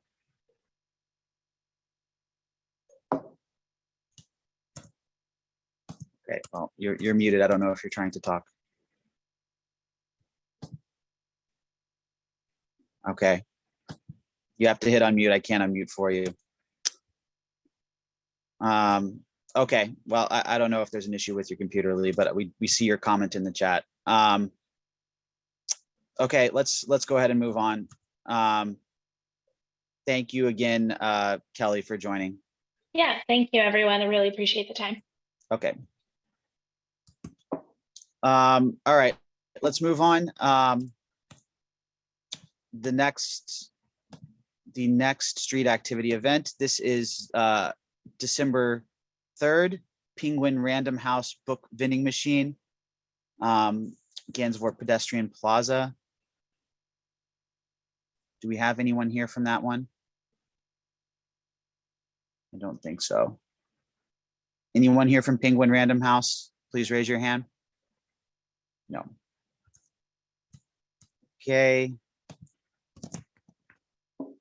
We'll move on. Next event is Valentino Beauty double-decker bus, December 9th, 9th Avenue between Little West 12th and West 13th. Dolly, hi, thanks for joining. Thank you. So I am working with Valentino Beauty. They are working on the release of their holiday line, and where they will be promoting some beauty makeup products and some fragrances. They will be partnering with Sephora, which is why they have chosen this location, 9th Avenue between Little West 12th and West 13th Street. They have an in-store event at the Sephora, so they'd like to also bring this branded double-decker bus right out front to create that cross-functional event. On the lower level, it'll really just be like a product discovery space where they're gonna be displaying their products. And then on the upper level, they'll have a coffee bar. We're currently looking to work with a local cafe in the Meatpacking district who will be catering the coffee. And that is really it. Right now, we're looking at the west curb lane of 9th Avenue, or the west side of 9th Avenue between 12th and 13th, just because it's a one-way street. The entrance to the double-decker is on the passenger side of the bus. So we obviously would want that to be on a sidewalk. And that's really it. Right now, the event hours are between 10 a.m. And 7 p.m. We're really aligning with the Sephora store hours. It'll be a 9-hour activation. We will have 4 brand ambassadors on board the bus, helping with the flow of traffic. And then we'll also have security to manage any queues that are forming outside of the bus, and just making sure that there is a walkway and that we're not interfering with any pedestrian walkways. So that's really our event, just really promoting their new holiday collection on board the bus in conjunction with the Sephora in-store event that'll also be happening on the 9th. Okay, thanks, Dolly. And is there any amplified sound associated with the bus? So there will be music playing inside of the bus. Okay. Not necessarily amplified. Okay. Not amplified outside the bus. Okay. And then on the bottom level, it's product discovery space. Is it effectively a store, or is it just displaying what people can, it's just displaying the products, or can they actually buy them? So they can buy them inside of the Sephora store. We'll really just have them on display. I believe that Valentino is working on if you buy the product inside Sephora, you can come to the bus and get a free giveaway of some sorts, or if you come to the bus, you can get some sort of discount that you can use at the Sephora store. But we will not be selling any product on board the bus. That'll happen all inside the Sephora store. The lower level is more for product discovery, and then the name of their collection is the Studs collection. So it'll kind of be like a really cool build that plays on their creative. So. Okay. And the application says you're expecting between 75 and 200 people. Does that sound right? Yeah, and when we put that, we really meant like throughout the day. We don't expect 75 people at the bus at once. The most we'd imagine coming to the bus is probably like 10 at a time. And we also limit the capacity of the people who can be on the bus at once. So once we've reached that point, then a queue might start to form outside. But again, we have security to manage that. Okay. Thank you. Michael Levine? Where would the queue occur? On the sidewalk end? How wide is the sidewalk end? Would there be room for pedestrians to pass if there is a queue? Yeah, so we would just line folks right next to the bus. I don't envision the width of the queue being larger than 3 feet. And we'll ensure that we leave 5 feet of pedestrian walkway at least. But we know not to impede on pedestrian traffic. Thank you. I think it's a fairly wide sidewalk right there, Michael. I don't know the exact length. Okay. We have, let me promote Donna, panelist. Hey, Donna. Hi, thanks. I just want to make sure I understand this. So the bus is parked on the west side of 9th Avenue. People will enter from the passenger side. So is that not the right-hand side, east side of the bus? Is that correct? Yeah. Yes, that's what I'm, okay, so. They'll be entering from the street side of 9th Avenue. The queue is going to be on the sidewalk. How are they getting from the sidewalk? And what else is happening on 9th Avenue? Because that puts them right in the one lane of the car traveling lane of 9th Avenue. Sorry, you're correct. You're correct. I misspoke. It's the east side of 9th Avenue. So that people can enter through the sidewalk side, so that we don't put them, entering on the traffic side of. So then they'll be in front of the Gansevoort Hotel area, and Sephora is across the street. Correct. So will you have someone on the, like security on the west side of 9th Avenue and the east side of 9th Avenue to be directing people across 13th Street? And why are you not putting the bus then? Because this sounds like you're putting your bus in front of the Gansevoort Hotel, a separate business. Why are you not wrapping the corner of 13th Street to put the bus, which is a somewhat closed street? Yeah, so I've actually been working with SAPO and the bid to figure out where would be best to put the bus so that pedestrians can both enter safely and so that we're not impeding on any like traffic. I think one of the concerns on putting the bus on 13th Street is that vehicles turning might have trouble turning onto 13th Street. We didn't want to put it on the west side because of pedestrians having to enter on the traffic side. And then. But I think that's a hotel loading zone area and a parking zone area for the hotel on the east side. And 13th Street is a closed street a lot of the time. It just seems like, yeah, I think having it on 9th Avenue and especially across the street in front of another business with part of the hotel loading zone there does not seem like the appropriate place for it.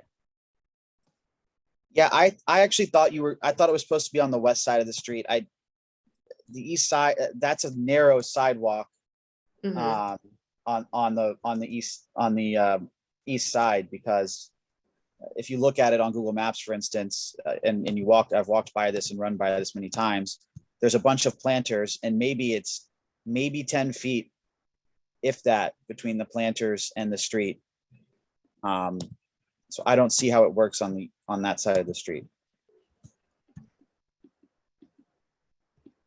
It looks like it's a 20-foot plus sidewalk, I think, right in front of the Sephora. So I don't know if it's an option to just do it right there. We're happy to also do it there, to like place it on that side. And what we have done in the past when we've run into this issue is just obviously our security would just facilitate consumers getting off of the bus. That's not, I'm just 9th Avenue there in terms of the cars, you have one lane of car traffic. So that I see that as being problematic unless you can get some permission maybe to turn the bus I don't know, around, so it's going the wrong way on 9th Avenue. So actually the passenger side, so you close 9th Avenue for the 10 minutes you're putting the bus in there and the 10 minutes you're having the bus leave, and you turn the bus so the passenger side of the bus is on the west side of 9th Avenue. But having pedestrians go into 9th Avenue, it seems very problematic. Yeah, no, totally agree. And actually I recommended that to the bid. So I think they were just chatting internally, like we can certainly, turn the bus and face it the opposite way of 9th so that the entrance is on the sidewalk of the west side of 9th Avenue. And we can also still have, our security facilitate that in the morning so that everything happens safely. So we're also very open to that option as well. Okay. Yeah, I think that would be a lot better. Okay. Perfect. Thank you. Yeah, thanks Donna for pointing that out. That's very helpful. Okay. Do we have any other questions? All right. Thank you, Dolly. Thank you so much. All right. Okay. Our last street activity application is 3 a.m. theater, January 9th, Lafayette between Spring and Kenmar. I don't think they're on here. Anyone from 3 a.m. theater on? I don't think they replied to our emails. Okay.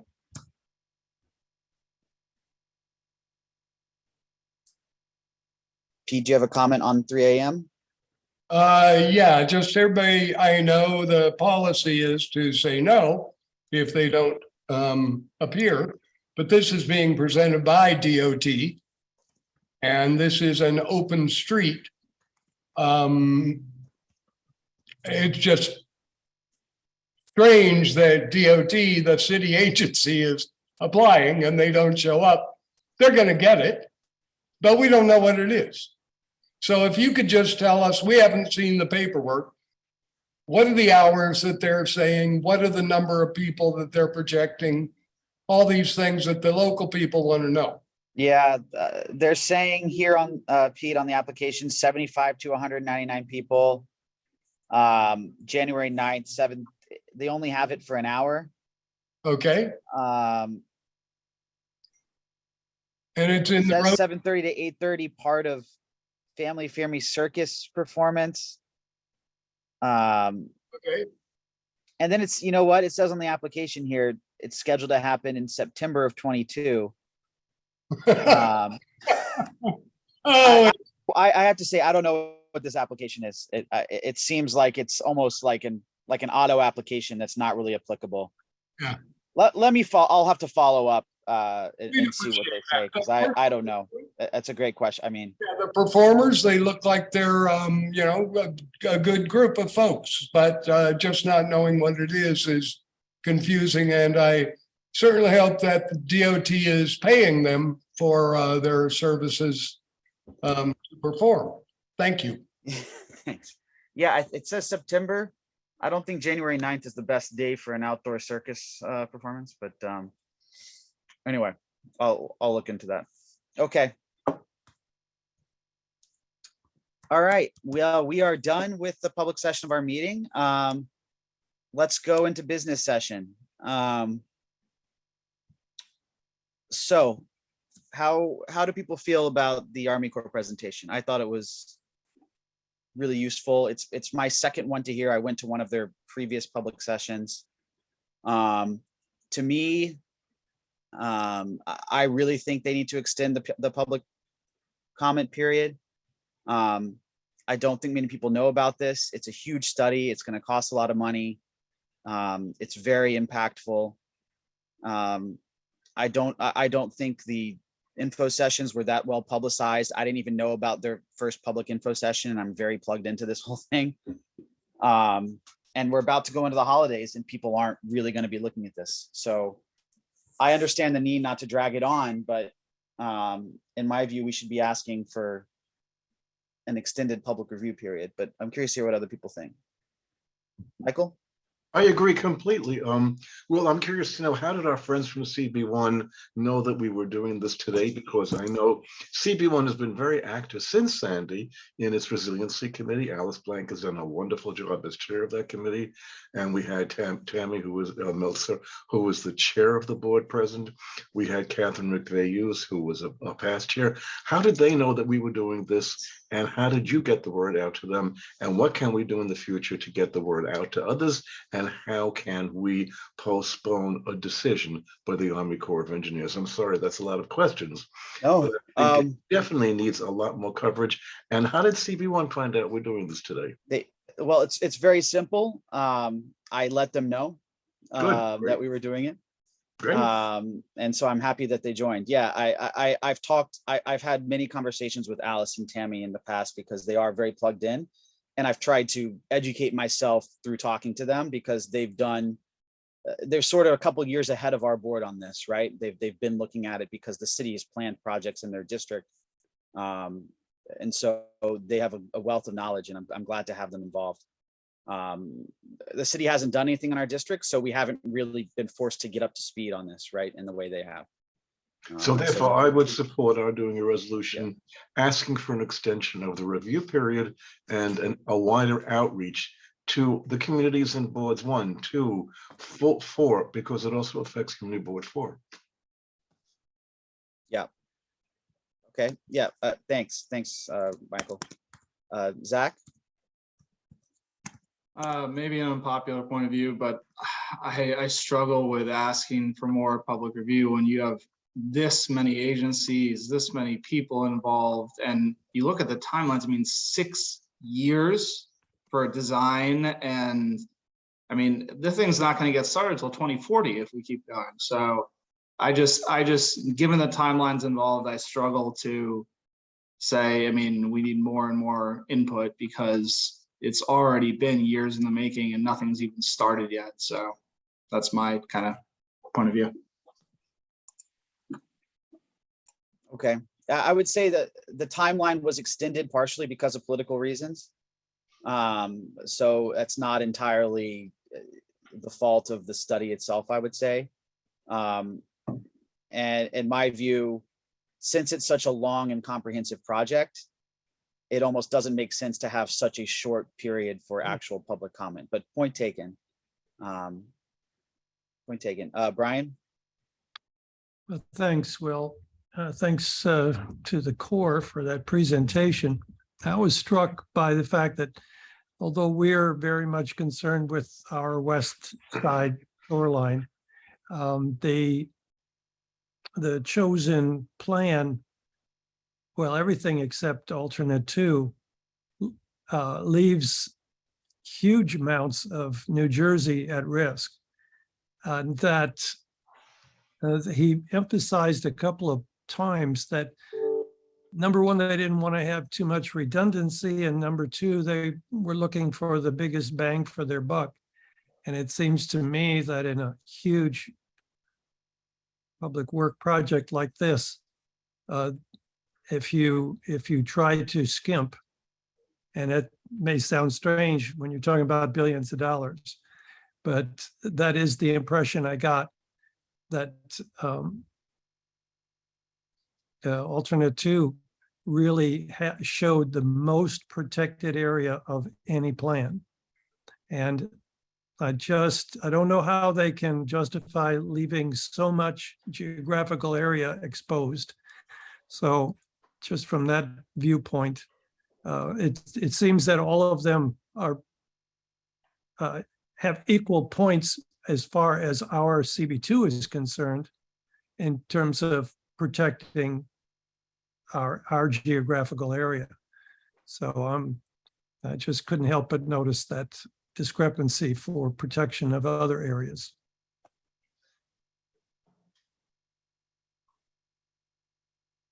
Brian, do you think that's something we should be commenting on as a board? I would suggest that we comment that we should look at the most protection for the buck. I don't know how they define bang for their buck, but it was clear to me that the alternate 3B is not giving the most protection for the buck. To us.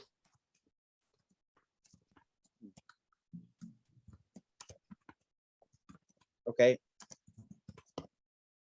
Joanna? Yeah, I think I tend to agree with you, Will, that an extension of any amount can be beneficial in terms of actually reducing the time, not reducing, but at least keeping the timeline as far or as close to on schedule as it possibly can be. Because as the public finds out later on, if there is no public buy-in and there are no public champions for the projects that end up in construction, that will lead to lawsuits or pushback, and I think all of that will end up delaying the process as a whole. And we're already looking at around a 2045 end date. So if a couple more months now can keep that on track as much as possible, it's worth investing in that. And then I also hear both the comments about aligning with other community boards and also aligning with New Jersey, and think that given that the city hasn't officially responded yet to the proposal, now would be a really good time to ensure that this community board and others are sharing that mutual agreement or shared goals with the city as well. So that's part of their response to the Army Corps. Thanks, Joanna. So I guess what I would pose here is I think we should decide on two things here. The first is, do we want to ask for an extension? And that would be pretty simple resolution, I think.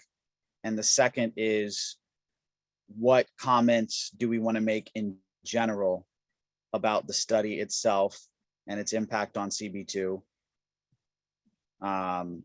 Because as Carter's pointing out in the chat, this is our chance to do it. So other than asking for an extension or not, do we feel that we need to comment specifically on the proposal? And I know Brian has suggested maybe we comment that the other proposals could offer more protection. But I guess, is there anything else people feel we need to comment on specifically with regard to the impact on CB2? So the plan for the walls, I think kind of part and parcel with the extension request, I think we should be asking for engagement with the relevant agencies as soon as possible. HRPT, state DOT. He mentioned engagement with city agencies. I'm not sure he's actually engaged with the state DOT yet. So I don't know. Does anyone feel strongly about commenting on the proposal itself vis-a-vis its impact on CB2 itself? Well, could we comment on, and this came up in the discussion, where would the seawall be located in our district? In the middle of the highway, in the middle of HRPT, in the middle of the walkway, in the middle of the bikeway? And Brian is right. We haven't seen very much detail as to how it would help us. Perhaps we should say we need a greater level of detail and granularity as to where the seawall might be located. I mean, it's clearly somewhere between the east side of West Street and the water. And what I heard from Bryce is that they don't know, right? They just drew it in there and they are proposing a wall, but they don't know exactly where it's going to be. Again, if you look at this sub appendix B3, I sent it around to the committee in an email last Friday. You'll actually see a very detailed map, and on that map, they've drawn the flood wall almost exactly over where the bike lane is. Yeah. But I heard Bryce say, well, it doesn't mean it's actually going to be built over the bike lane. They don't know. Yeah, is the answer. They don't know. So it's hard for us to comment on the exact position when they don't know the exact position. You know, it would seem that knowing the exact position is going to influence people. It's going to encourage people to come out. You know, just knowing that if it was really over the bike lane, that's something very specific that's going to motivate people, you know, to come out and comment if we want to have more people engaged. Yeah, I don't think, again, that's where it's drawn on that map. From what Bryce said, I don't think that was intentional. That was what he was saying, at least. But yeah, that's where it is on the map.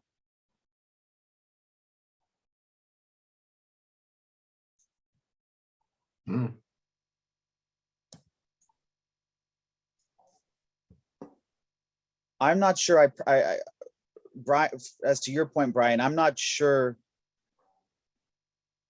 I'm technically proficient enough to recommend, to feel comfortable recommending myself that they do option 2 over 3B.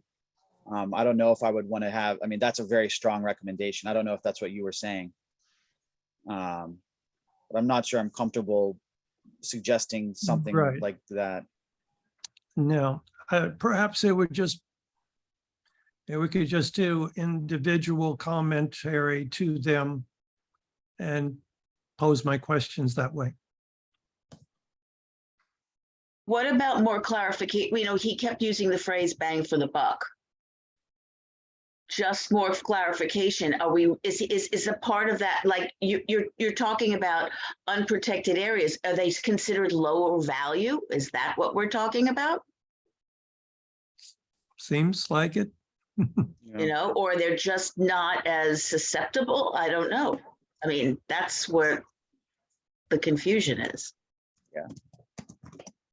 What if we crafted some sort of resolution where the gist of it is calling for an extension, we may not get it, and as part of the reasons we're calling for an extension, we can say there needs to be more engagement with agencies like HRP and state DOT, and we want more clarity, you know, on certain issues like the bang for the buck issue, location, knowing that we probably won't get clarity on the location. So I don't know if we include that, but more clarity on at least a few other issues which we can outline, or at least the chance to sort of continue engaging on these issues. And it's such a big thing, it takes a while to wrap your head around. So I don't know if we can wrap that into one resolution, or it's just a resolution and then we have a list of questions apart from that resolution. I think, Will, you can do it as one resolution. It won't be that long. Yeah. Again, we were asking questions that we feel they didn't answer or were not able to answer. And we can put that in the resolution, even though we might not get an answer. It's important that we go on record asking these questions. And asking for that engagement, because those agencies are going to ask questions that we may not be competent to ask. Right. Do we want to include anything? We want to include some positive. I think we maybe should include some positive aspects of the resolution, though. I think we should thank them for the study and thank them for the comprehensive report, and just say, look, this is a huge study. It's thousands of pages. There's some engagement that seemingly hasn't been done yet. because it's going to be so important and it's going to be a 22-year project or whatever, you know, we want to make sure that there's ample time for everyone to review it, for people to get as many of their questions answered as possible. Something like that. Mhm. That Yes. makes sense. Yes, agreed. Okay. Brian, is that okay? Yes. Zach, are you a no on that, or are you a yes? I'm going to vote stick with no, but go ahead. I mean, it sounds like that's going to be the resolution, so go ahead. Okay. You don't think there should be an extension at all, or is there something you'd want to tweak? I don't, just from, I mean, I guess I already made my points, but no, I would vote no on that. And given their deadline of January 6th, which I think was noted a couple times, I think that's available and it's been publicly available. So yeah, I'm gonna stick with my no. If we ask for a deadline, are we suggesting a particular amount of time? I mean, if it's even something like 3 months, would it really make a difference? Or one, I don't know. What are we just talking about extension, or are we going to offer something more concrete? I'm open to either. I think another 3 months would be good. Yeah, I think Susan's right. I agree. 3 months would make it reasonable. I think we're looking for reasonableness here without delaying the project unnecessarily. I mean, Zach's right. You don't want to just keep kicking this thing down, but maybe if you have a discrete amount of time, it'll light a fire under people. It's like, you've got this amount of time, do something with it. I agree. I would vote for 3 months. Good. Rocio? I think they already have a timeline. They said January 6th, right? So it's already been established. It's not like it's an unknown date. But I think being a difficult and a very extensive program study, I think it might be worthwhile giving them a little bit of extra time, but no more than 3 months. That should be more than enough. Right. Okay, perfect. If we can get everyone on board with that, then I'm very happy. Great. Okay, so Zach, you're good with that, or yes? Yes. Okay. Good Great. with 3 months, yeah. Okay. All right. Is anyone opposed or abstain on this one? Okay, I'll send around a copy of that, and then obviously people will have a chance to comment. I'm going to work on that one. Let me just take a couple notes here really quick. Okay.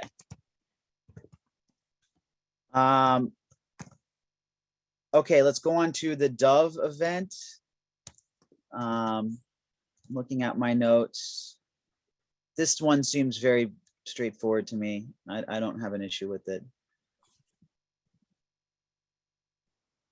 I agree. Compared to a lot of some of the other ones we reviewed, this is pretty minimal impact. Zach?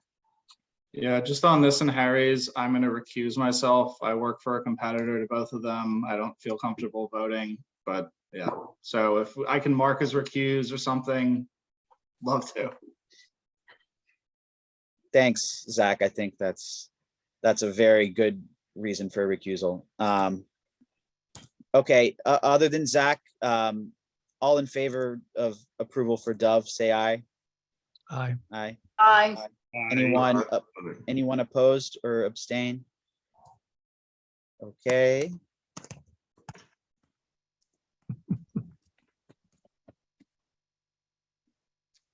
So red carpet arrival.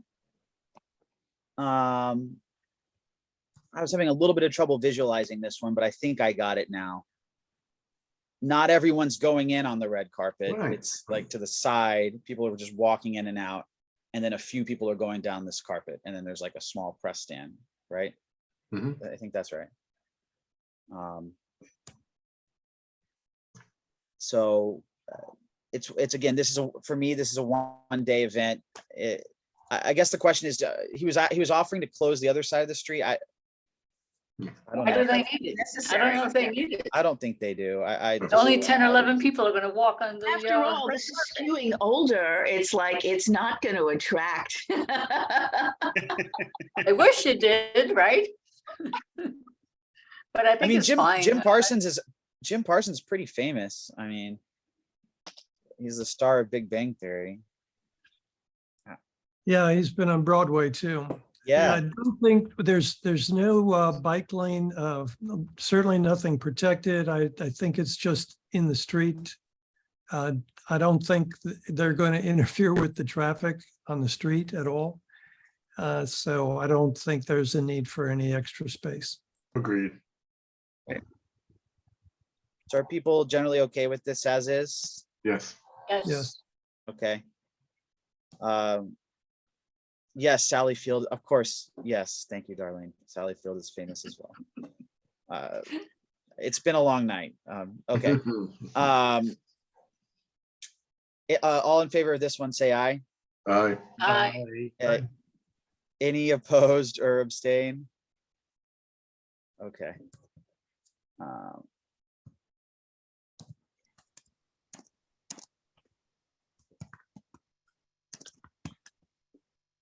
All right, so Harry's, Zach, I'll note you're abstaining on all 3 of these.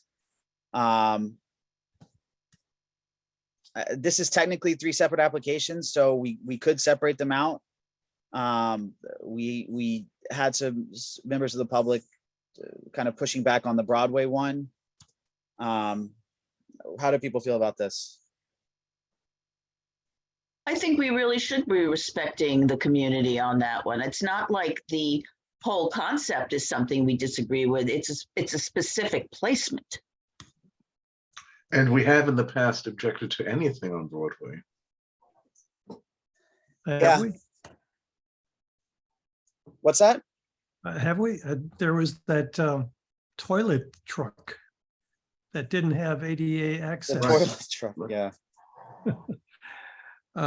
So that was for a different reason, but as I understood, this was just maybe free coffee. Was it something more that they were giving out? I know there was. It's hot cocoa and Cocoa. Coffee or cocoa?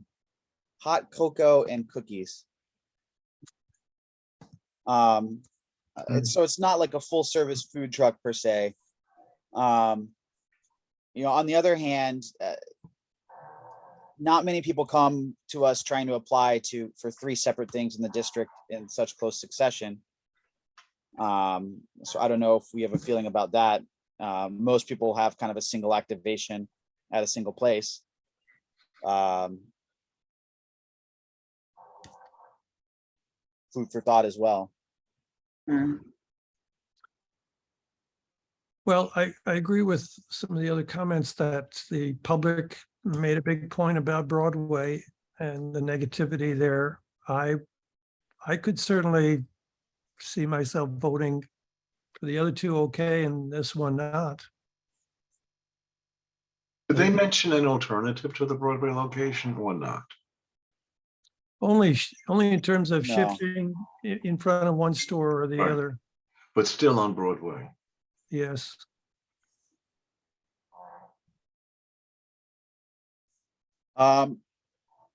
Yeah,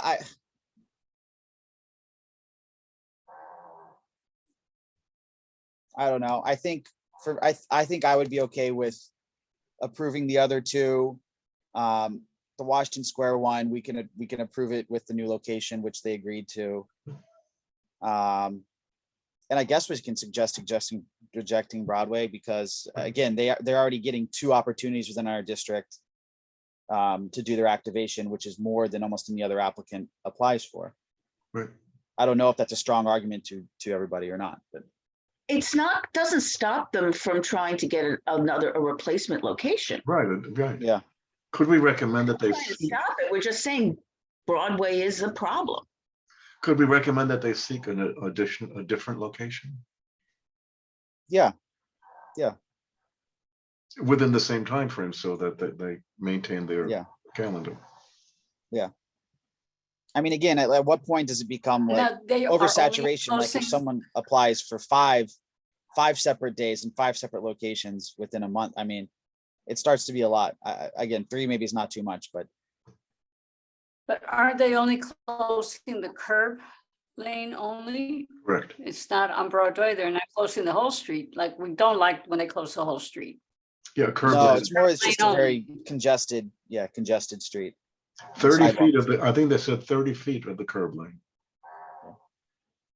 Right. Okay. Rocio, what do you think about, what do you think? I What do mean, you think? I'm always opposed to closing Broadway, and I've always voted against it. I feel this one is the curb lane only, but if the whole, if the rest of the members feel that it shouldn't happen, I'll go along with that. I'm good, and I don't like food trucks anyway, so I say that it might be a good idea to do the other two, but this one, because community was against it, maybe we should deny this one and ask them to find a different location. Agreed. Well, let me do this for the other 2 locations, including the Washington Square one, they agreed to move to a different location. Is anyone opposed to approving those 2? Okay, so we'll approve those unanimous. And then for the Broadway one, I don't know if we'll have a split vote. Do people want to talk about that one anymore, or should we vote? Anyone have anything else? It's not about it's not so much about just taking up room. It's the idea that there's food being distributed specifically.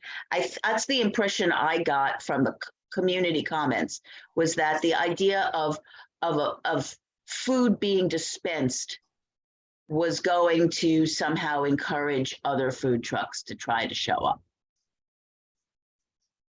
And would just add to the pedestrian congestion on that street. which It is would already add to quite it, but it was specifically, I think, the food nature. I don't know, we would have had the same thing if it wasn't food. Yeah. Okay, so I'm going to vote against it. That's it. Okay. Okay. So I'm gonna propose a resolution where we vote against that one. Who would support that? I would, Rocio. Yes. Yes. Yes. Who's, Edmo. okay, do we have anyone opposed? Abstain? Okay. Thank you. Okay. So I'll work on those resos. One more. Valentino. I think the point about the bus that Donna raised is a really good one. I think it works fine if they're able to do it that way. So people are literally just stepping off the curb and they're right in front of the Sephora store. That's a very wide sidewalk on that side. The other side really doesn't work. I go on runs there like all the time, and it's like very narrow because there's a bunch of huge planters there. With the rotation, it makes sense. Yeah. Okay. Right. Any other comments on that one? That one I think is pretty minimal impact if they can sort that out with the bus. Okay, all in favor of that one? Say aye. Aye. Aye. Any opposed? Any abstain? All right. We made it. We did it. One of our longer meetings. Thanks everyone for staying on. And thank Any you other again. new business? No. Anyone want to have a resolution on the advertising drones over the Hudson River? Maybe a topic for another meeting. A future meeting. Another meeting. All right. Have a good night, everyone. Thanks for joining. Good night. Good night. Thank you, Night. Will. Good night, everyone.